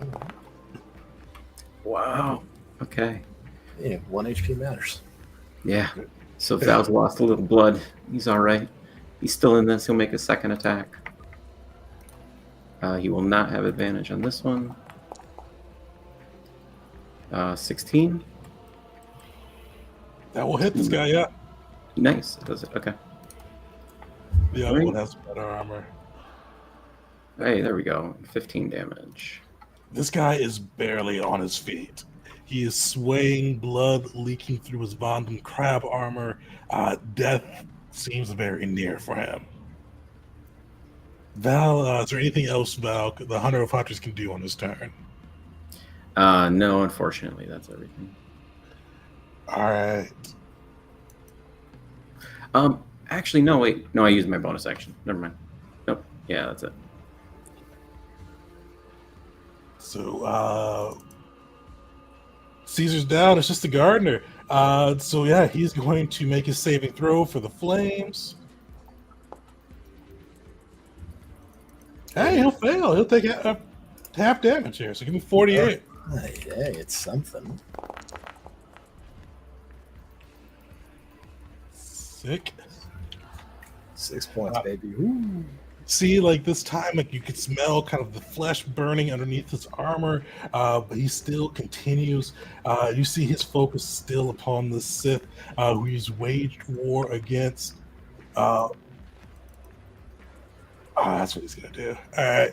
Yeah, you see him reach out with his first blow, but rather than kind of strike like he's normally been doing, you see him try to hook his arm around your neck, Malachi. Give me a grapple contested check using acrobatics or athletics, whichever is best for Malachi. Hey, it shouldn't be too hard. He rolled a 1. So you got me a 12. Jeez. He's fighting against it too. Let's go.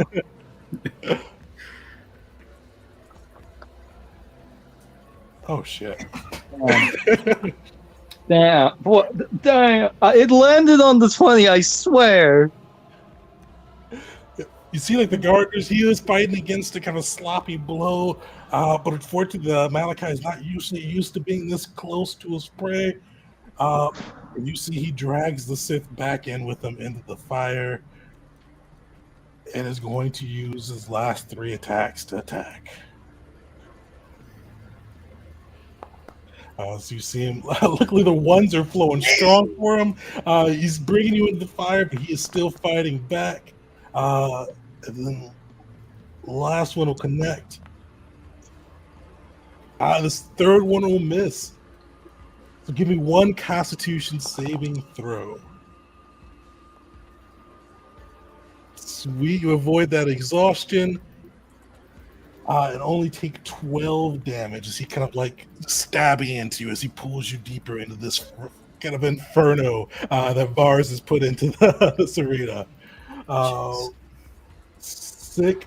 That is. Oh, I didn't bring these guys in. What did the hallway crew roll? 18 and 7. The Gardener will take 7 lightning damage for hitting me. Nice.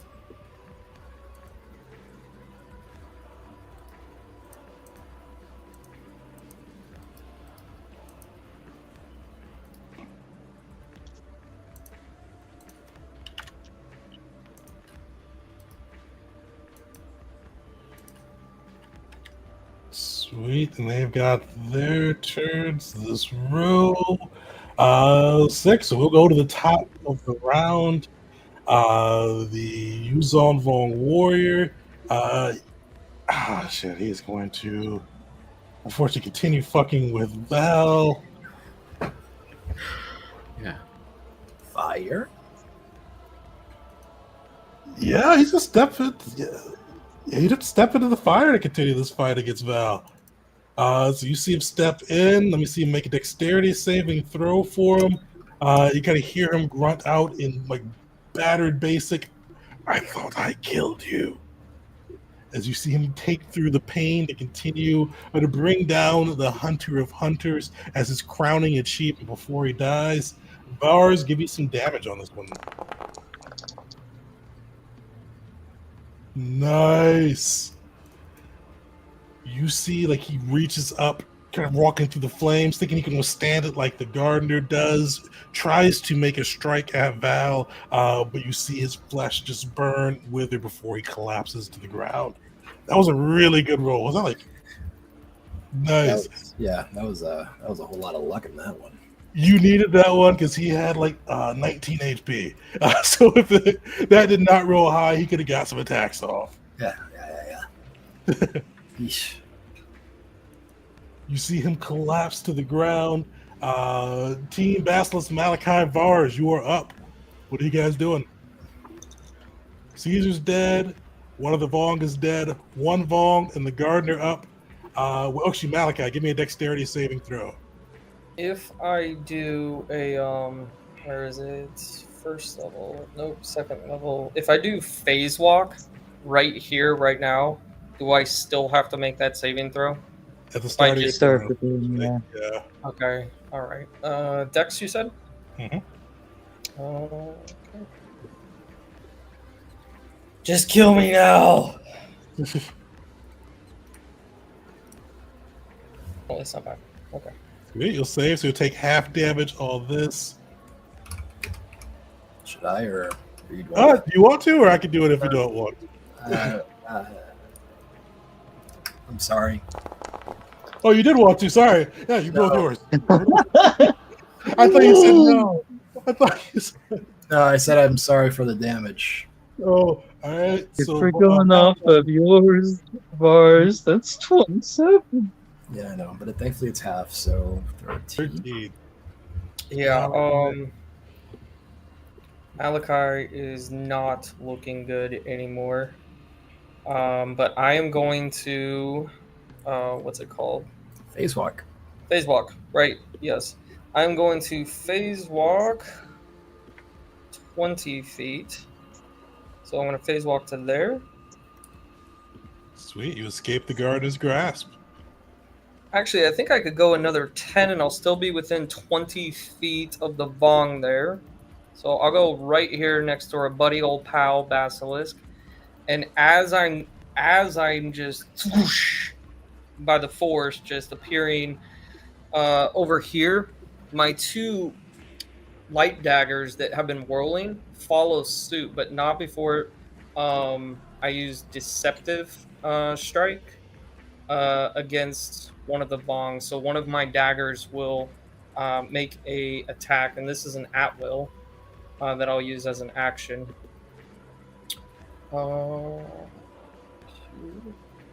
Necrotic, and I'm going to cast Necrotic Touch using Deceptive Strike. I'll link both. So that's that. Deceptive Strike. There we go. All right, make an attack.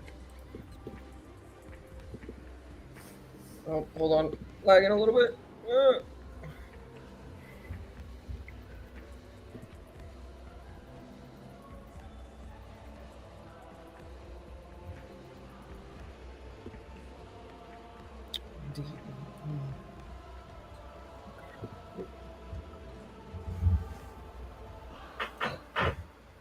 Fortune, that will just hit. Oh yeah. Okay, Hell yeah. cool. And I'll get some temp HP too. So that's nice. All right, how do you take that Vong down? It basically, as Malachi is doing his forced transportation out of the fire, just whoosh, as I turn into kind of this like transparent dark cloud vampire style, I guess, and I whirl by, that Vong kind of feels this swoosh move past him, as well as the ever so quiet sound of a zzz, as the light dagger goes right through his neck and then starts resuming its place revolving around me, and his head just falls to the ground. Nice. And with that, I will take a nice protective stance. This is not me being a coward. Right behind the big old boy here, using some of my movement speed. But he's up high. He's in above. the air. No! Get your ass down here right now. But that's where I'm gonna go. Actually, you know what? Screw that. I'm not gonna wait and trust in this basilisk right now. I expect more fire's gonna come. So how far was that? That was 5, 10, 15, 20, 25, oops, hold on, 25, 30. Did I move? There we go. 30. All right, cool. Done. Just leaving poor Val for the wolves. Vars, you're up. Yeah, I'm gonna move down here.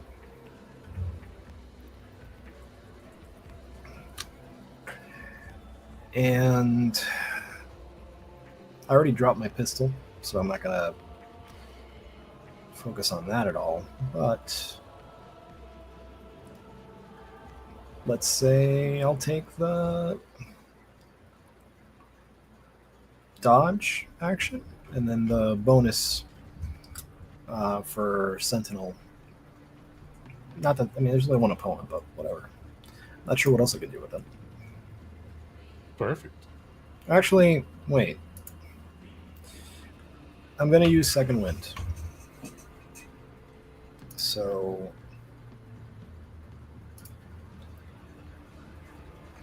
And because of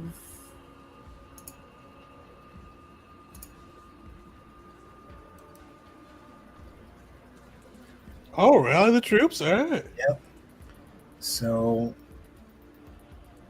Everybody gets mine. yep, Vars will. Oh, that should be a little higher. Sweet. 8 plus 9, so 17. And I guess to rally them, I'll say, there's just one left. We've got this. And I guess the Basilisk can. I mean, not that it's going to land, but reload the assault cannon and try burst. Whatever. Let's try this again.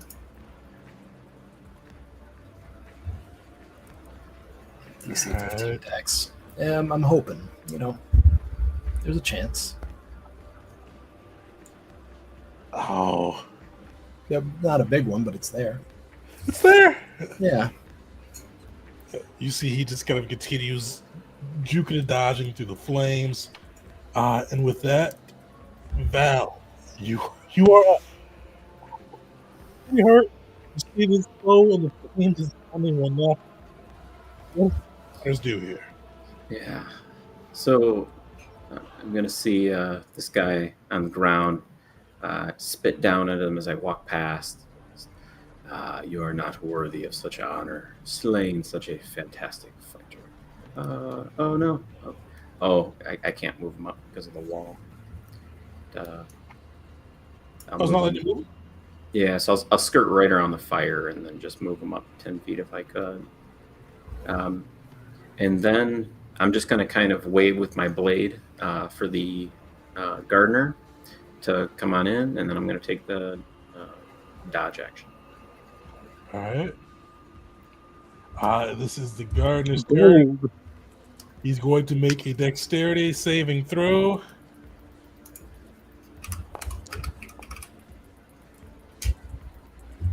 Unfortunately, will save against the flames, but he is going to rush in.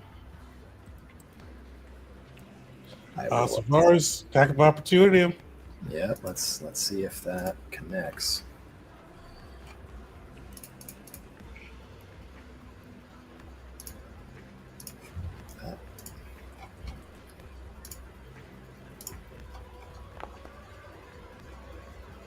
That will hit. Give me some good damage here. I'm hoping. That's not good damage, but it's something. Something. And you do stop him in place. Yeah. So you rush in. He doesn't have his gardener's poison anymore. Yeah, you stop him in place. You see him just growling as you all keep the gardener at bay. He is going to have to take the dodge action.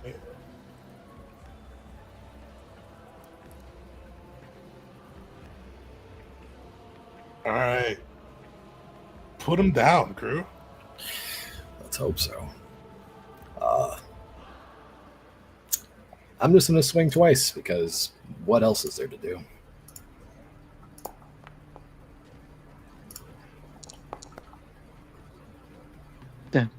That'll hit. That'll hit. And 10 points of damage. Take down the gardener. Oh, jeez. I didn't think that was going to work, but okay. So again, Bards is treating this thing like just like a big old whacking stick at this point. So I think he's going for momentum. He's going to like spin it in the opposite direction and then just bring it up, like use momentum to just whack. He's a pretty strong guy. He thinks he can get past him. And lo and behold, he's shocked when he actually does go down. He's like looking around like, really? Damn it. And he's going to try his best to recover the gardener from there. Yeah, Malachi will have noticed your held back hits. and I will force push pull him out of the flames 10 feet. Oh. Well, all right.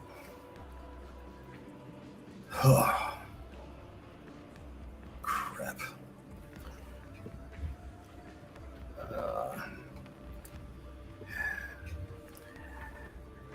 Time to make some binders and knots, I guess. I don't know what to do.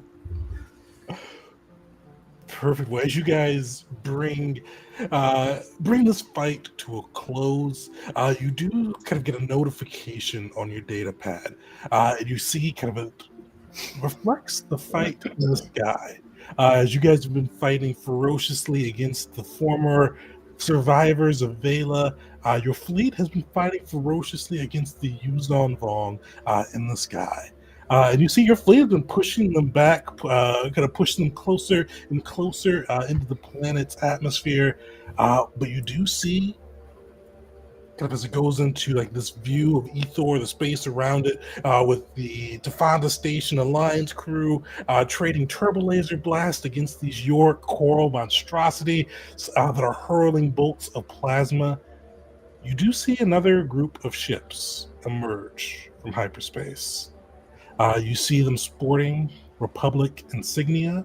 You see the Republic Hammerhead cruisers along with support craft emerging from the depths of hyperspace, in between her, placing the Tefanda Station crew in between the Republic and the forces of the Yuzon Vong. You hear a commander with a crisp Alderanian accent that you clearly recognize as former Senator Avon, new Supreme Chancellor Avon from Alderaan. For those who went to the Pwex adventure, his voice causing an eerie familiarity as he calls out with a smug bit of condensation as he comes on the mic.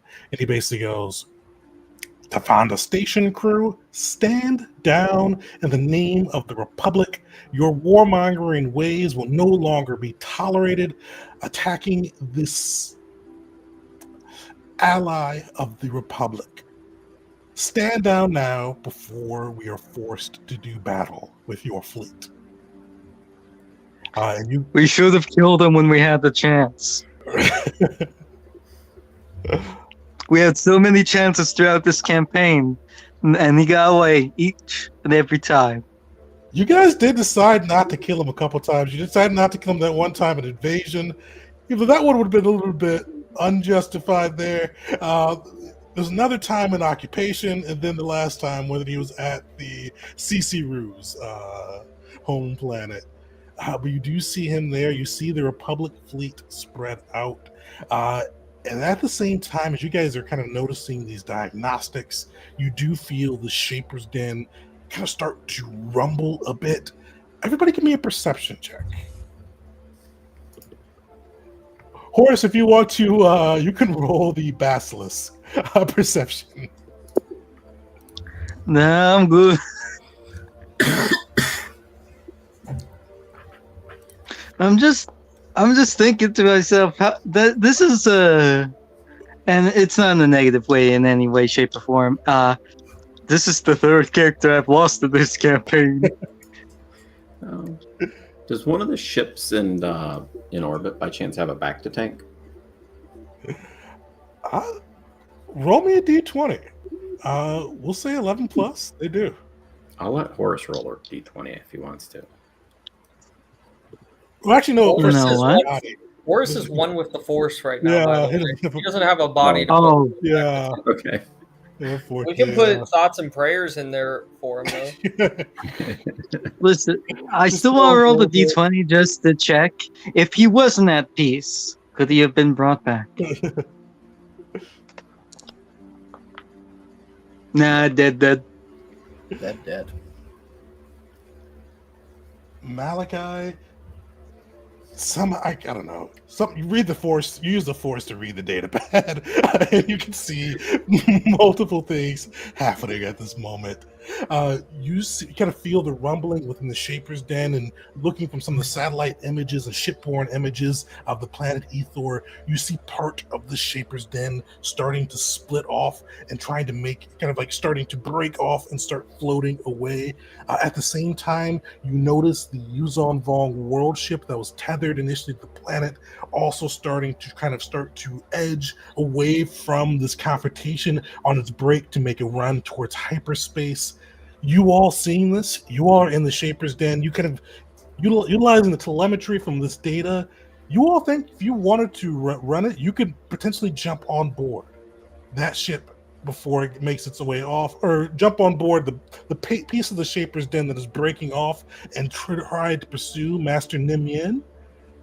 Or you could try to leave it to your fleet, trying to task your fleet with either disabling the world ship or disabling the what's it called? The Shaper's Den that is breaking off and trying to make orbit. Or you could try to have your fleet do both, though they would do it at disadvantage. What does the Tefanda station crew do? Do you try to rescue the former Supreme Chancellor Oveno? Try to have your fleet split its attention between the Republic, the Vong, as well as the fleeing Nimyen and the Supreme Chancellor aboard the world ship? Or do you focus on one or the other? What do you guys think? Do we Listen, have any opinion, indications that the Shaper's Den piece that is breaking away isn't some sort of feint trick, like to distract us and make us think that the Shaper is running away? Like I'm contemplating. It's like, okay, this could possibly be a diversion to make us think that the Shaper is going that way. I'm not thinking this out loud, but that's what I'm thinking. So I'm wondering if through my force reading, are there indicators that give me any sort of insight into like what would be the plan here if I had to choose? The Force unfortunately won't give you anything with the Vong. Did Malachi talk to Vars much about his past adventures?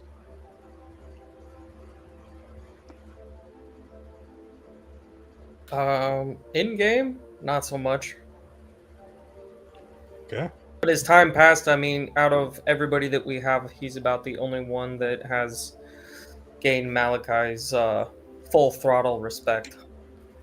And doesn't treat him like an idiot or like you're a wizard, stupid wizard nerd. Yeah. All right. Well, Vars, give me an insight check. Yeah, I'm okay at those.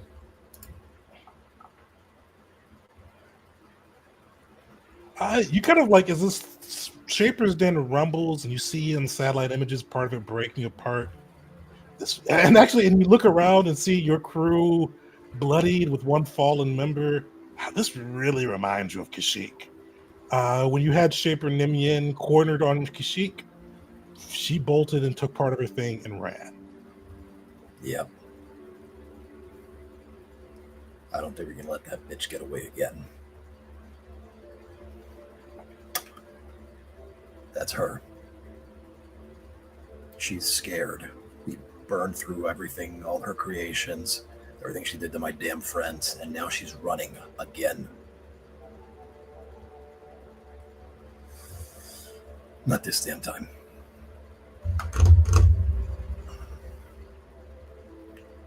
I think at this point, tell the fleet to... God, I really hope Oveno's on one of those ships and we come out on top, because that'd be super nice to just have him die. Just die. Just be not a part of the galaxy anymore. Oveno? Yeah. No, wait. Oh, Senator Avon. Right. No, wrong one. Wrong Republican. My bad. Yeah. Well, we know that he's on the world ship. You was talking about the new Supreme. Yeah. Oh, that guy. Okay. Yeah, the pain in our ass. Yeah. I really hope he's on one of those ships.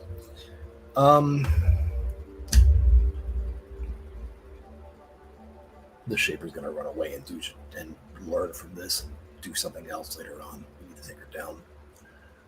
We'll have our fleet take on try to disable the world ship and take on the Republic. How big is the Republic fleet in comparison to what's amassed here? It's like not a sizable fleet, but it does add. It's probably about a little smaller than the remaining Yuzon Vong fleet that's here. So you does see they've got a couple of dreadnoughts, some fighter capabilities. Basically, in mechanical terms, it's going to add 40-10 to their roll. So they're going to be back up to 90-10 and on equal footing with us if we engage. Okay. And we are at disadvantage if we split between Vong and Republic. Well, if we have them chase down the world ship and go after the Shaper, is that? That's where the disadvantage would kick in.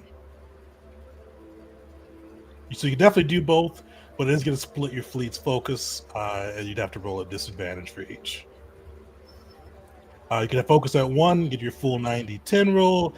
You could do something else surprising if you'd like to, or you could try to, because the thing is still breaking apart, so you guys, battered and bruised as you are, could try to take it on yourselves and have your fleet deal with the world ship. But choice is up to the crew.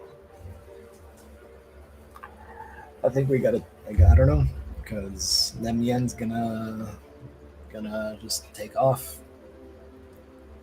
and that's that. And then she's gonna go away, and I'm gonna do some other weird funny things. We're talking about our fleet. Our fleet can focus on one thing, and we are separate and can focus on another thing. Yeah, but like, there's three of us. There's not much we can do about a fleet. Oh, and how are we supposed to save your friends here? Throw them on the back of the basilisk. I don't know.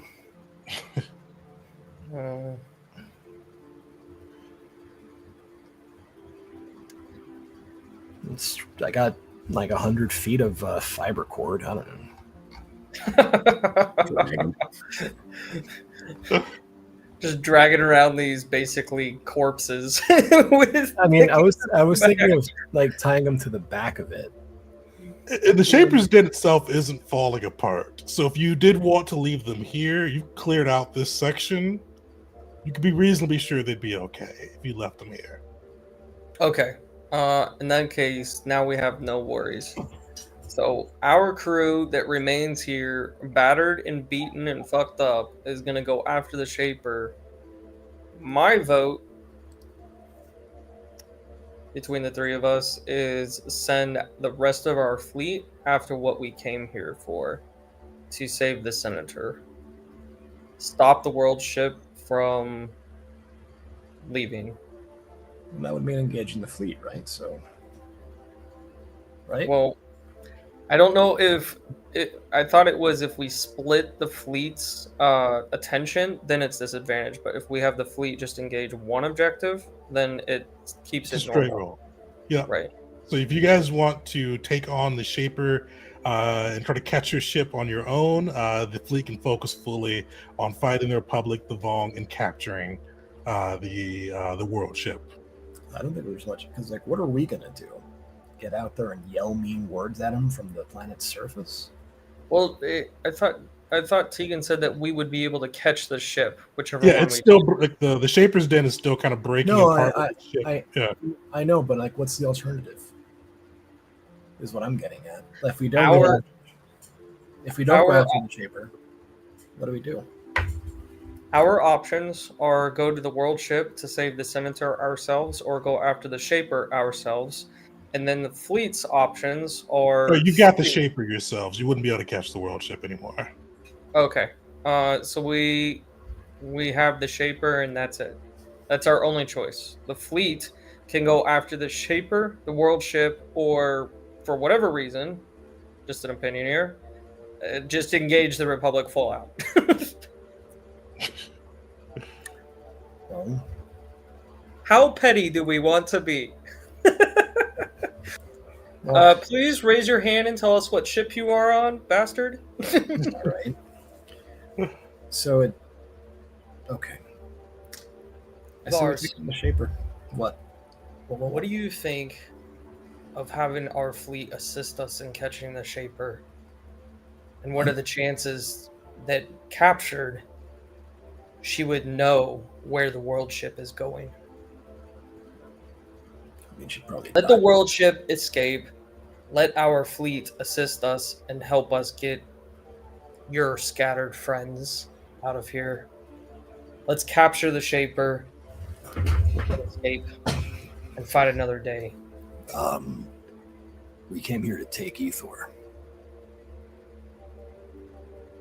I'll turn back to the door and I look at the empty robe and I'm just like, you're starting to sound a lot like a Jedi that's no longer with us. Retreat is a tactical option. Let's get this Shaper and get the hell out of here. Yeah, let's go get this Shaper.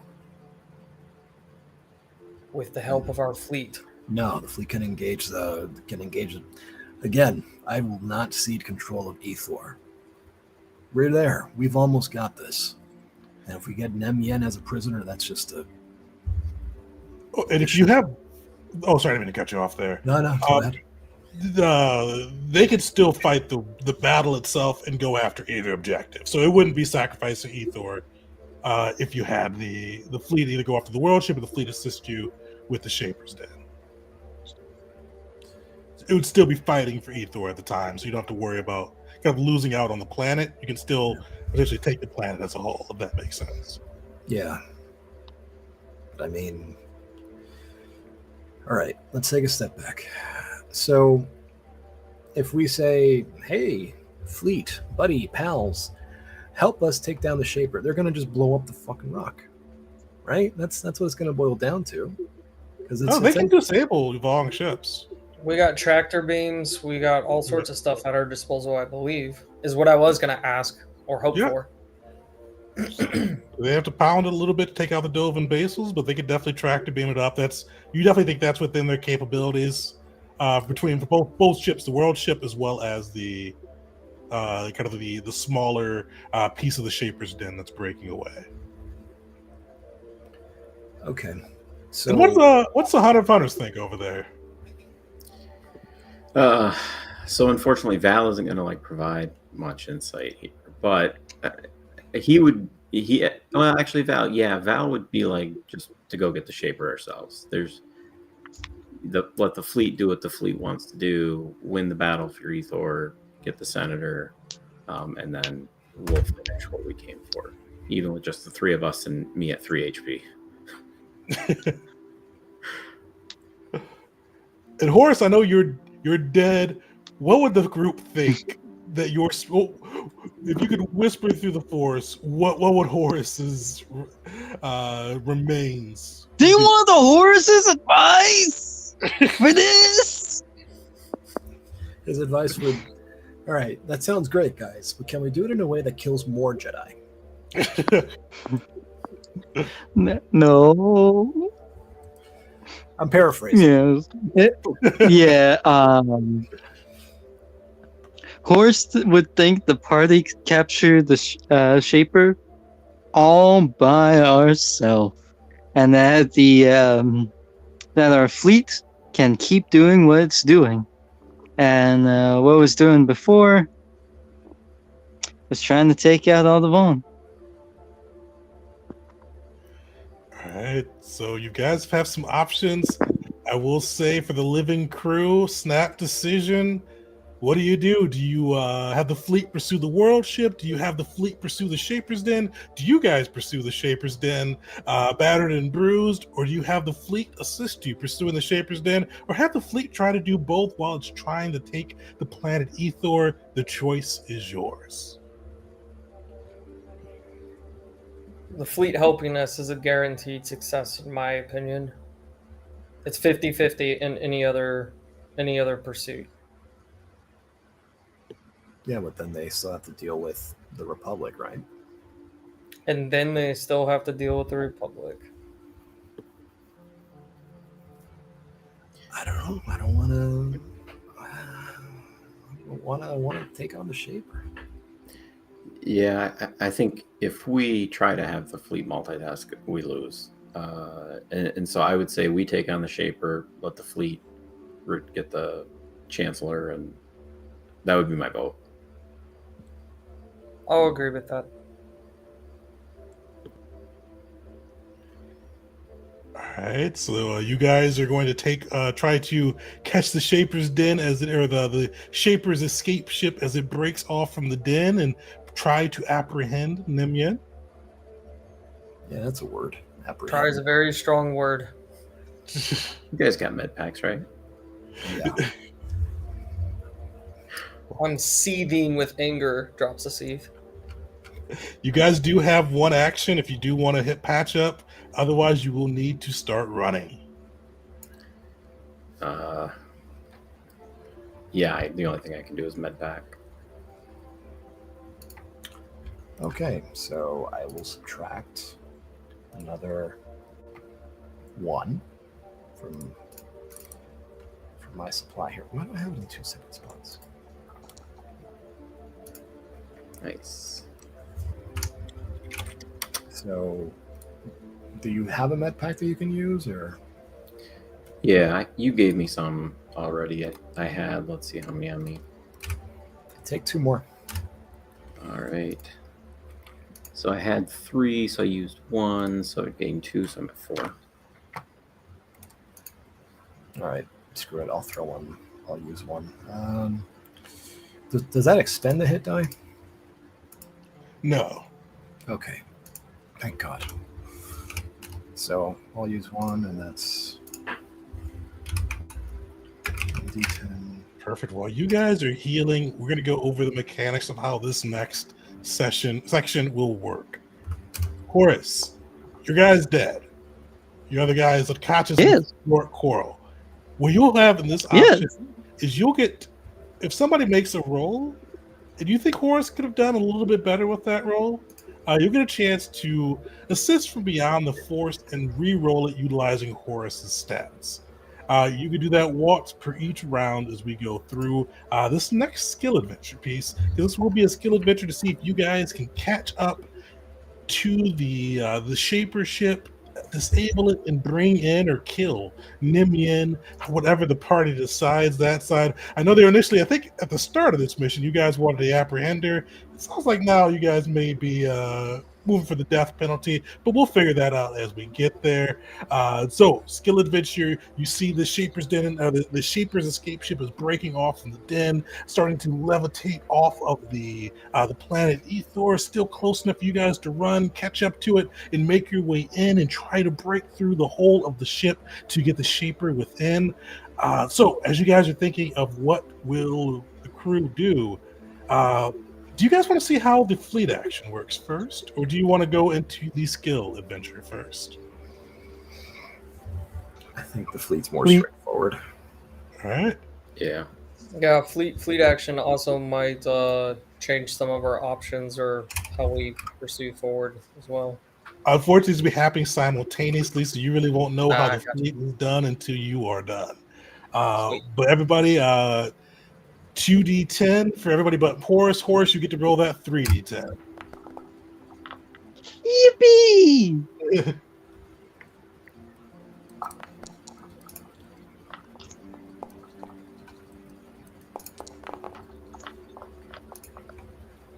Oh.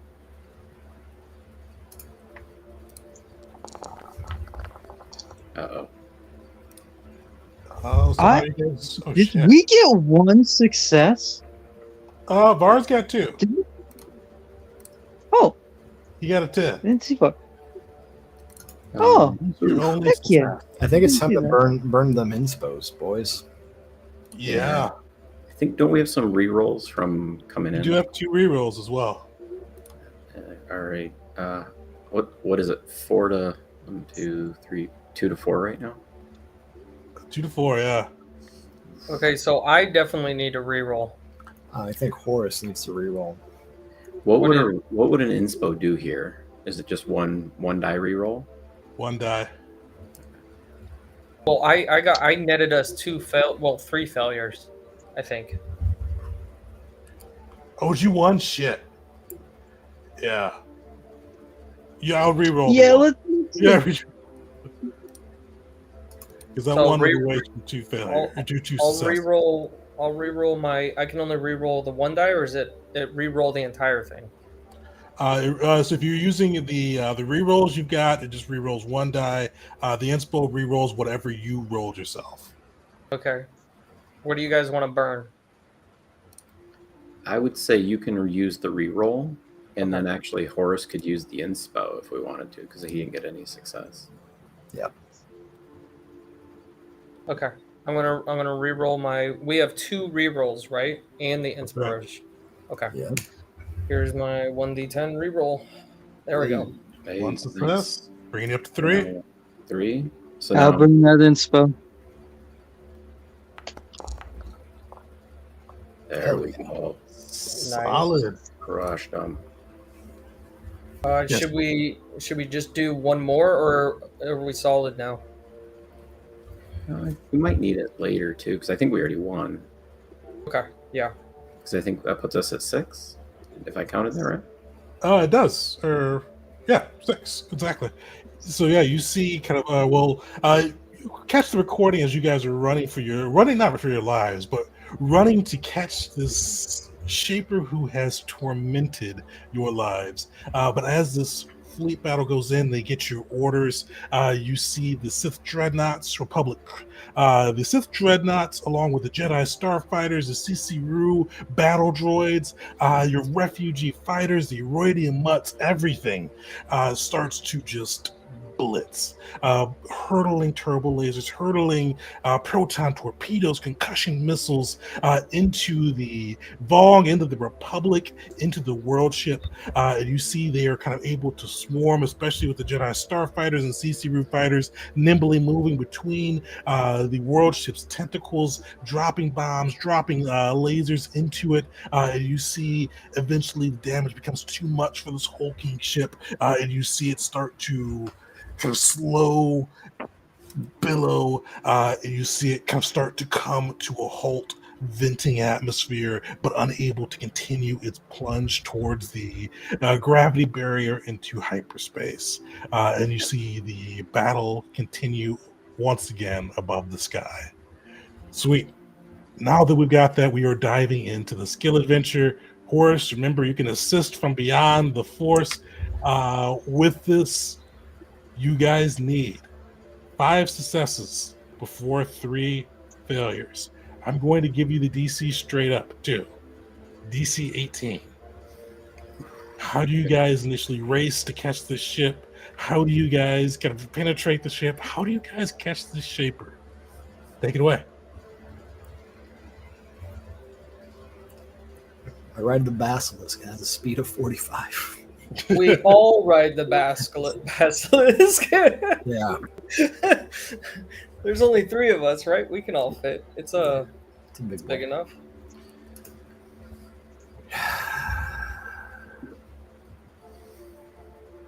I mean, I feel like this is just a straight athletics check at this point.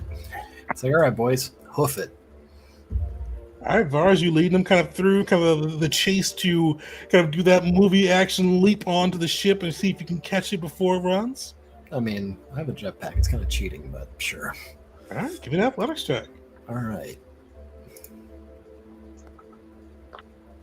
Yeah, baby. Just enough. Vars, probably like the conditioning you put in, probably a little boost to your jetpack too. You are able to race through the Shaper's Den as you get kind of towards the edge of where this is connecting. You see bits of the kind of Yorick coral falling and breaking off from it as this thing starts to kind of descend or ascend up into the sky, but you are able to catch it, leap, and help you and the rest of your comrades leap and jump on, latching on to the Shaper's escape ship as it starts to ascend into the sky, trying to break atmosphere. You guys have 1 success, 0 failures. What do you do next? Do we have a rope of some kind? Yeah. Yeah, I've got 100 feet of it. So as we're kind of going up to grab it, I'm going to try to use the rope and create some type of like lasso to get a better hold on the ship, hoping for like a sleight of hand. Definitely. Yeah, give me a sleight of hand as you try to get that rope and try to see if you can bolt it into the ship, kind of latching you guys in.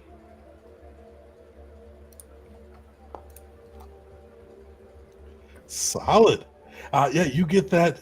Even though you kind of feel the wind, the resistance, as you guys go higher and higher into the atmosphere, into the planet sky, you're able to get that in, granting you 2 successes, 0 failures, as you guys are riding this Shaper's escape ship into the sky.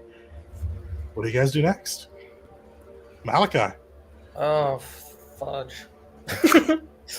um, wow, we got onto the ship.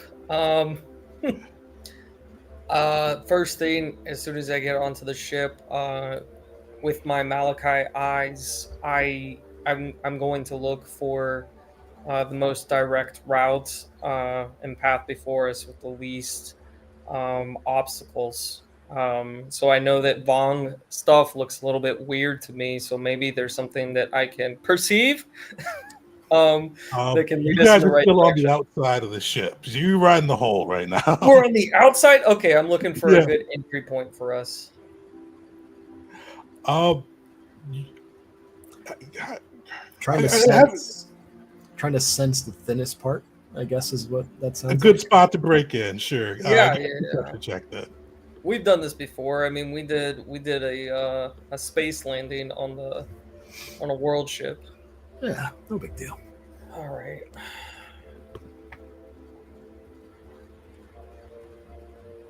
And would it be possible? I'm gonna try to attempt to fight for an advantage here because I have foresight. Advantage.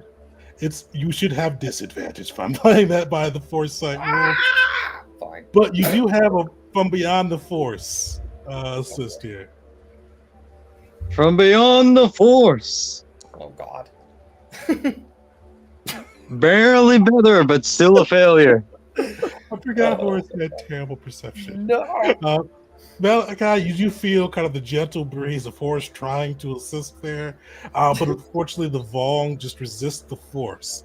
You're just struggling, especially as the wind is pushing against you guys and making it difficult for you to try to perceive the force in this thing that does not exist through the force. And you guys start to see some of the ship's anti-personnel weaponry, and you see like this little magma spitter comes out and belches fire your way.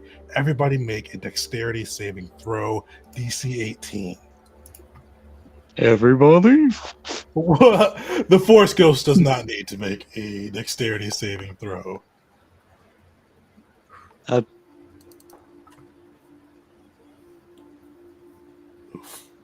right.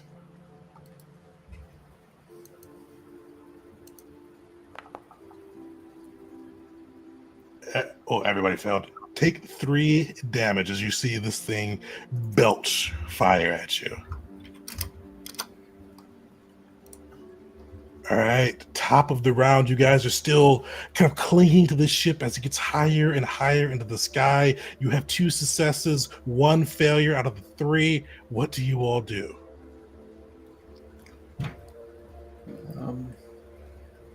All right, so how are we getting in this thing here? Is there anything on the outside that would kind of give us a hint of a way in? You can make an investigation check if you'd like to see if you can find. Please, No, sorry. I was so. I'm gonna make a. I'm gonna try to continue climbing up the ship, and trying to draw the fire of the thing shooting at us. So I'll try to draw the fire away as I kind of nimbly roll and twist up through the ship, holding onto the rope, kind of swinging my way through. Perfect. Give me an acrobatics check.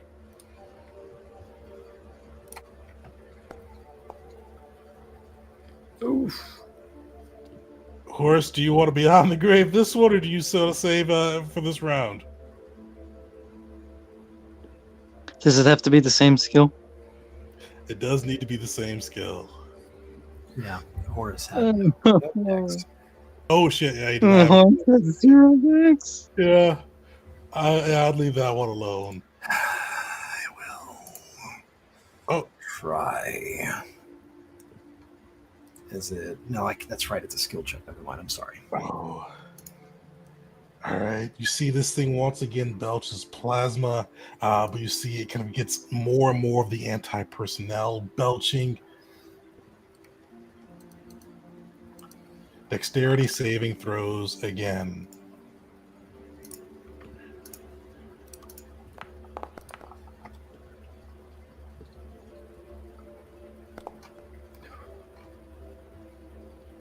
Oh, Malachi, good. Vars, Val, 7 damage as this thing belches fire your way. You are at 2 successes, 2 failures. Out of 3 failures, Malachi, Vars, how are you guys cutting your way in? How are you guys making your way in? Okay. I think that the only way that we're making it in is through firepower. I would imagine the way that makes the most sense would be like loosening a part of that thing's hull with like a lightsaber and then beating the absolute crap out of it with a battering ram. Perfect. So Malachi, do you want to cut it? Vars, bash it in? My cutting skills are absolute trash, but if we want to risk it for the biscuit on our 3rd potential fail, let's do it. All right. Well, You guys still have 1 inspo left, I'll add. Oh boy, I'd rather not use it until we really need to. I can upcast a force lightning into this thing or blast it hard. or Or Just give- basilisk. just give me a hand with this. All right, what do I roll? What do we do? No, I'm just saying, grab the other side of the ram. We're trying to All break right. through. I'm giving you a hand. Sweet. So, Malachi, are you using your turn to assist on this one? I'm not proficient in what he's using, but yeah, sure, I'll help. No, it's a thing with the ram. Like What is it's, with the ram? +4 When- bonus. Oh, okay. one other character can help me, giving you advantage on the check. Hell yeah, dude. All It right, just populated for me. I didn't even see that. Cool. 4. Perfect.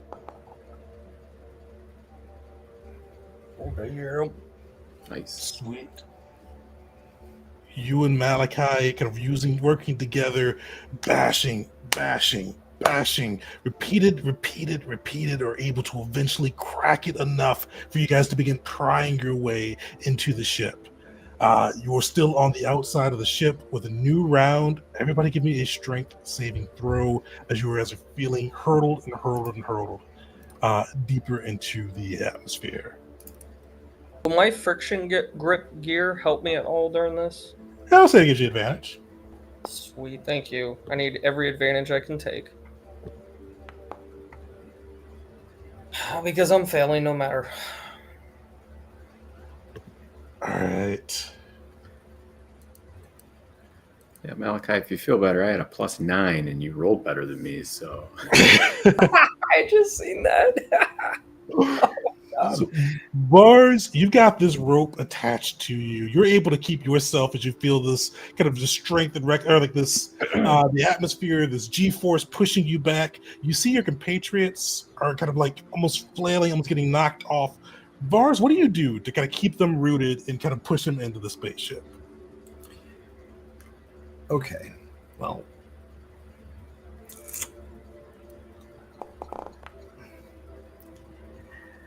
let's I'm gonna try to I'm not sure. I mean, I have my grappling hook, but I think that's a little too extreme. You guys they're tied to you. It's just kind of keeping them from dangling in the wind. Oh, they're tied to me. Okay. Val tied you guys up. All right, then I'm going to try, I guess, use the grappling hook that I got on my wrist to like attach it to the coral, and try to use that to like better ground myself. Give me an attack roll there. Oh boy. The rest of you guys, you do take the 13 damage. no. Val is unconscious. So And Horace, if you'd like to use it this round, you can use your from beyond the force to reroll one of Val's or Malachi's saving throws. What save was it again? Strength? Or you may want to save it for Horace's. Listen. Horse actually had shit strength too. Oh, he had strength? Where were your stats? Wisdom! Constitution! Primarily only Constitution. His casting stats only 16. I put it all into Constitution. I did not want him to die. Okay, so I'm thinking reroll Val and inspo Vars. I would definitely inspo Vars. all right.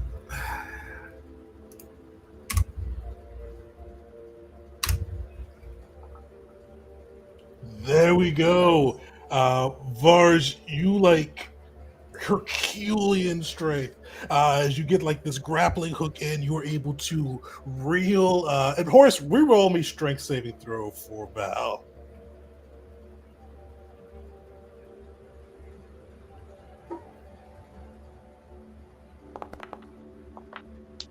Nice. Oh, well, I stand corrected. There you go. Herculean strength, Vars, you were able to help pull in the Malachi who was gone adrift. Val, you see yourself like initially like thrown off of the ship as the G-force pushes against you, but you do feel kind of that soft hand, not the soft hand, but you feel like a touch from Horace pushing you in, keeping you rooted as Vars is able to pull the rest of you guys onto the ship.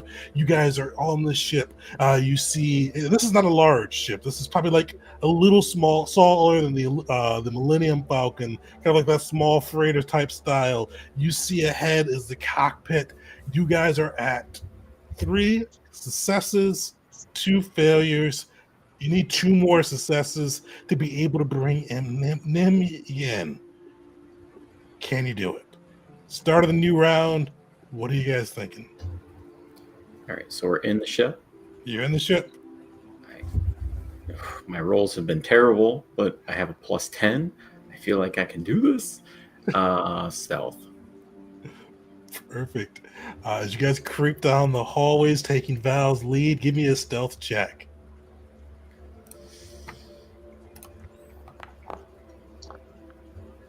All right. There we go. That 10 came in handy. You are able to kind of creep through, just kind of maneuvering down this living corridor, getting ever closer to the Shaper's Den, or not Shaper's Den, the cockpit of the Shaper's escape ship.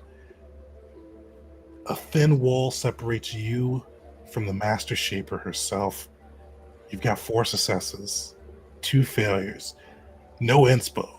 This last roll determines whether you can bring in the Master Shaper and pull the hat trick of taking Ethor, freeing Senator or Supreme Chancellor Oveno, and capturing, killing, whatever you're going to do to the Master Shaper.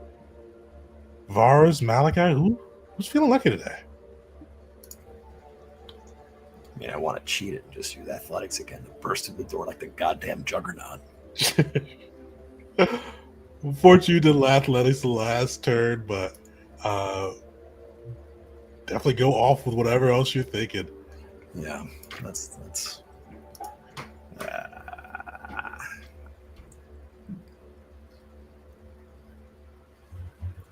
don't know. We could try that force lightning right through the door. Force lightning, when you remember you spend powers, it does reduce the DC by the level of the power. What? So if I cast it at 5th level, that means DC is 13. Just don't bring down the whole ship. No. whoops. I mean, Okay. if we land and crash land, then a mission accomplished, right? just make sure you jump right before it hits the ground. It'll be fine. Yeah. Lots of bushes. I got slow descent. We're okay. I'll save us all, including the shaper. Okay. Alrighty. I will upcast to 5th level. Oh, my screen just completely died on me. Okay, there we go. All right, Yeah. make wisdom save. Force lightning. How do you want me to roll this? Because this Charisma is just save. okay. Charisma save. Damn. Okay, that's not so bad. That's not so bad. All right. So you got to beat a 13. It looks like you do. So how does that lightning look as it rips through the door? At first, it looks like it's almost kind of running into the door and running across it, but it just envelops it, and the door caves inwards. And I just imagine that the Shaper's face is like, oh, fuck. As the built-up energy that was just kind of sitting at the door before it burst inwards just straight through into her. Sweet. You see the door crackle in with this lightning blasting through it. You see the lightning go through, just blasting into this living cockpit of the ship. And as you see the door fall, you see like a surprised face that you've seen often through Phillips, you've seen even through HoloNet transmissions, but even Vars has never seen in person to this day. You see the kind of ritually tattooed, but almost in a more floral pattern than the usual kind of brutal, guttural tattoos of the Vong warriors. You see Nim Yin's face, and you see it frozen in shock and a bit of fear as you guys capture her aboard her ship. You see for a moment, she seems about to fight. You see her 8-fingered hand twitch and kind of thinking of releasing one of the other toxins and beast and things she's got alongside of her, but eventually you do see her lean back and raise her hands up. What do you guys do? Wait, she's surrendering just straight up. The moment I say we, but like the moment the party gets in there. You're there in spirit, bud. You're forced to quite actually. You're forced. Yeah, I mean, she's no warrior.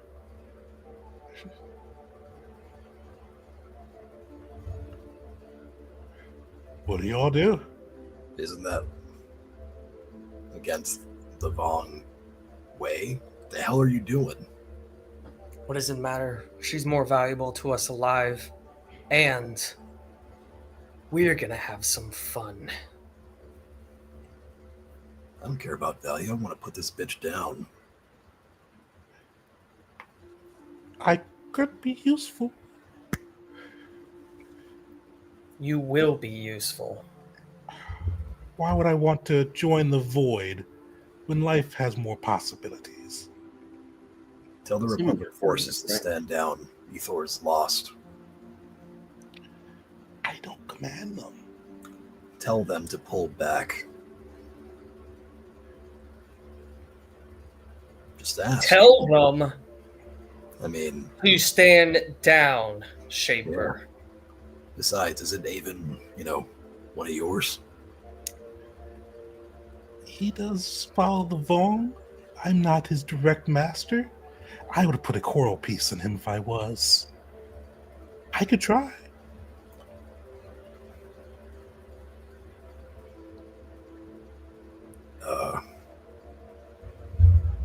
So this isn't Val, but just so to think about, we do have 3 people with coral pieces in now. Yep. More She might useful know than how to take ours. those out.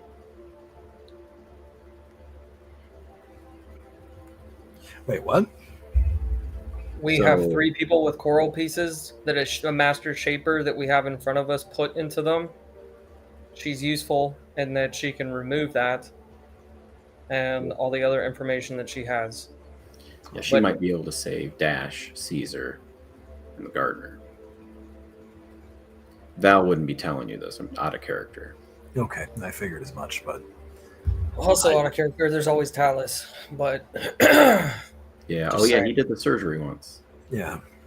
Yeah. Right. Well, He did publicize that too. Oh, that's right. He did. Yeah, yeah. Well then. I did not expect this to be so many words. Yeah. Tell the Vong forces to. I don't know what the hell are we doing here. Like, yeah, Vars is just flabbergasted. He's like, all this time, all this talk, all this, and then you're finally here, and it's, oh, you gave up, just like that. So Val would kind of put his hand on Var's shoulder and just kind of look at him and just say, Val has seen you lead. Lead. Tell the fleet that we have her. Tell the fleet to push on. You're right. He's well, he'll nod at that and get on comms. Attention, we've taken the Shaper. She is our prisoner. Make sure the Republic knows that. Let them know that they should stand down if they don't want us to do something drastic to one of their prized allies. I'm trying to get this fight to end. Does that make sense? It does. You do kind of see make me have a persuasion check, Vars. Hey, Be possible to have any sort of advantage to that with my persistence and assistance and getting her to give us information and talk at the moment. What information are you looking for? Well, it was more or less the conversation that we've been having, the back and forth of. I guess it really wouldn't make sense because she's not the one that told him to stand down. You would guess too, and Vars even called it out a bit ago. The Yuzon Vong don't typically surrender. Her telling the Vong to surrender after she surrendered, not really. It's going to make her look bad. It's not really going to make them do anything. While the other Vong are fighting, the Republic is going to have to keep fighting as well. That's why I figured, because again, the Vong is going to be like, oh, Master Shaper? More like Master Loser. Getting captured. What a nerd. But like the Republic might take pause. That was my hope. Like, oh, they've captured one of their leadership. Oh my. Well, maybe we should reassess. Versus the Vong is like, well, she's dead to us. Okay. Well, rather, I guess I'll keep my non-existent eyes on her to kind of read and see if she's up to it. She's just kind of sitting there with her hands up. But Vars, as you do give that announcement, you do see most of their Republic fleet continues fighting. But you see this dreadnought, this hammerhead of the Republic, kind of that was initially leading the front, leading the charge. You do see it start to pull back and start to kind of make its way out to its orbit to hyperspace. You kind of see it starting to just pull back ever so slightly as the other Republic troops continue their battle across. And we're going to do our last roll before we wrap this session up. This is going to be another 90-10 for the crew with, and you guys already know whose flagship this is, Supreme Chancellor Avon dipping the hell out and making his way to hyperspace. They will be rolling 8d10. Yep. So, same thing, 222, Horse 3, and let's see how clean the Tafanda Station crew comes out of this battle that's been nothing but victories for them so far. And you guys still do have one re-roll. I don't know if you need it though, shit. Yeah, you don't need it at all. I got 1, 2, -1 successes. yeah. So, just with Malachi's 10 there, I don't know what the rest of you all rolled. So Malachi's 10, Val coming in with 1. I don't even remember. Bars. Yeah, Horace, roll it and see what you got. So far, you guys are at 3. Don't you do snake eyes, you son of a bitch. Hey, there you go. Yeah, true. Not this time. Not this time. And 2 you can have, successes. Malachi reroll the 1 too for our last reroll. Oh yeah, we rolled a 1 for the last reroll. See how that goes. The 6. Oh shit, I haven't count the 1. Another Hey. 10. Yeah, so you see the Vong troops, like they're fighting dogmatically, but they are like they're kind of headless at the moment. They are just blasting and fighting. They're not really fighting in a good pattern. The Republic, seeing their Supreme Chancellor Oveno or Supreme Chancellor Avon start to dip out, they lose heart. Some of them continue fighting. Some of them just straight stand down. And this battle is a quick rout. You see the Sith dreadnoughts belching turbo laser blast, burning down the remnants of the Yuzon Vong fleet. Not a survivor left. The Sith Dominion just decimating all who dared to raise their hand against them. You see the Mandalorian commandos boarding into Republic ships, taking them hostage, taking them captive, especially those ones who continue to fight, cutting down all those traitorous Republic dogs. You see the hut drills just boring into Yuzon Vong ship after ship, taking them out of the equation. And you see the Jedi fighting, swarming in between the Republic ships, happily disabling them, disabling their engines, disabling their guns, disabling everything that makes the ship run, except life support, keeping them in pretty decent condition, so they could eventually be repaired and returned to the war effort. But as you guys look up, especially as you all are able to make your way back to the ground and rejoin your forces, you see that Ithor has been retaken in the name of the Defanda Station crew. You see that Master Shaper Nim Yin is in your custody, as well as the world ship has been captured. You hear that Supreme Chancellor Oveno is aboard, though he is in rough condition. But that is where we will end our session for today. You guys have taken Ithor, a battle that'll go down as a brilliant strategic success for the Defanda Station crew, winning each engagement they came across with the strategy of the core leaders. That will also be marked as the day that Horus fell. The day he became one with the Force, finding peace befalling to the Yuzon Vong blades.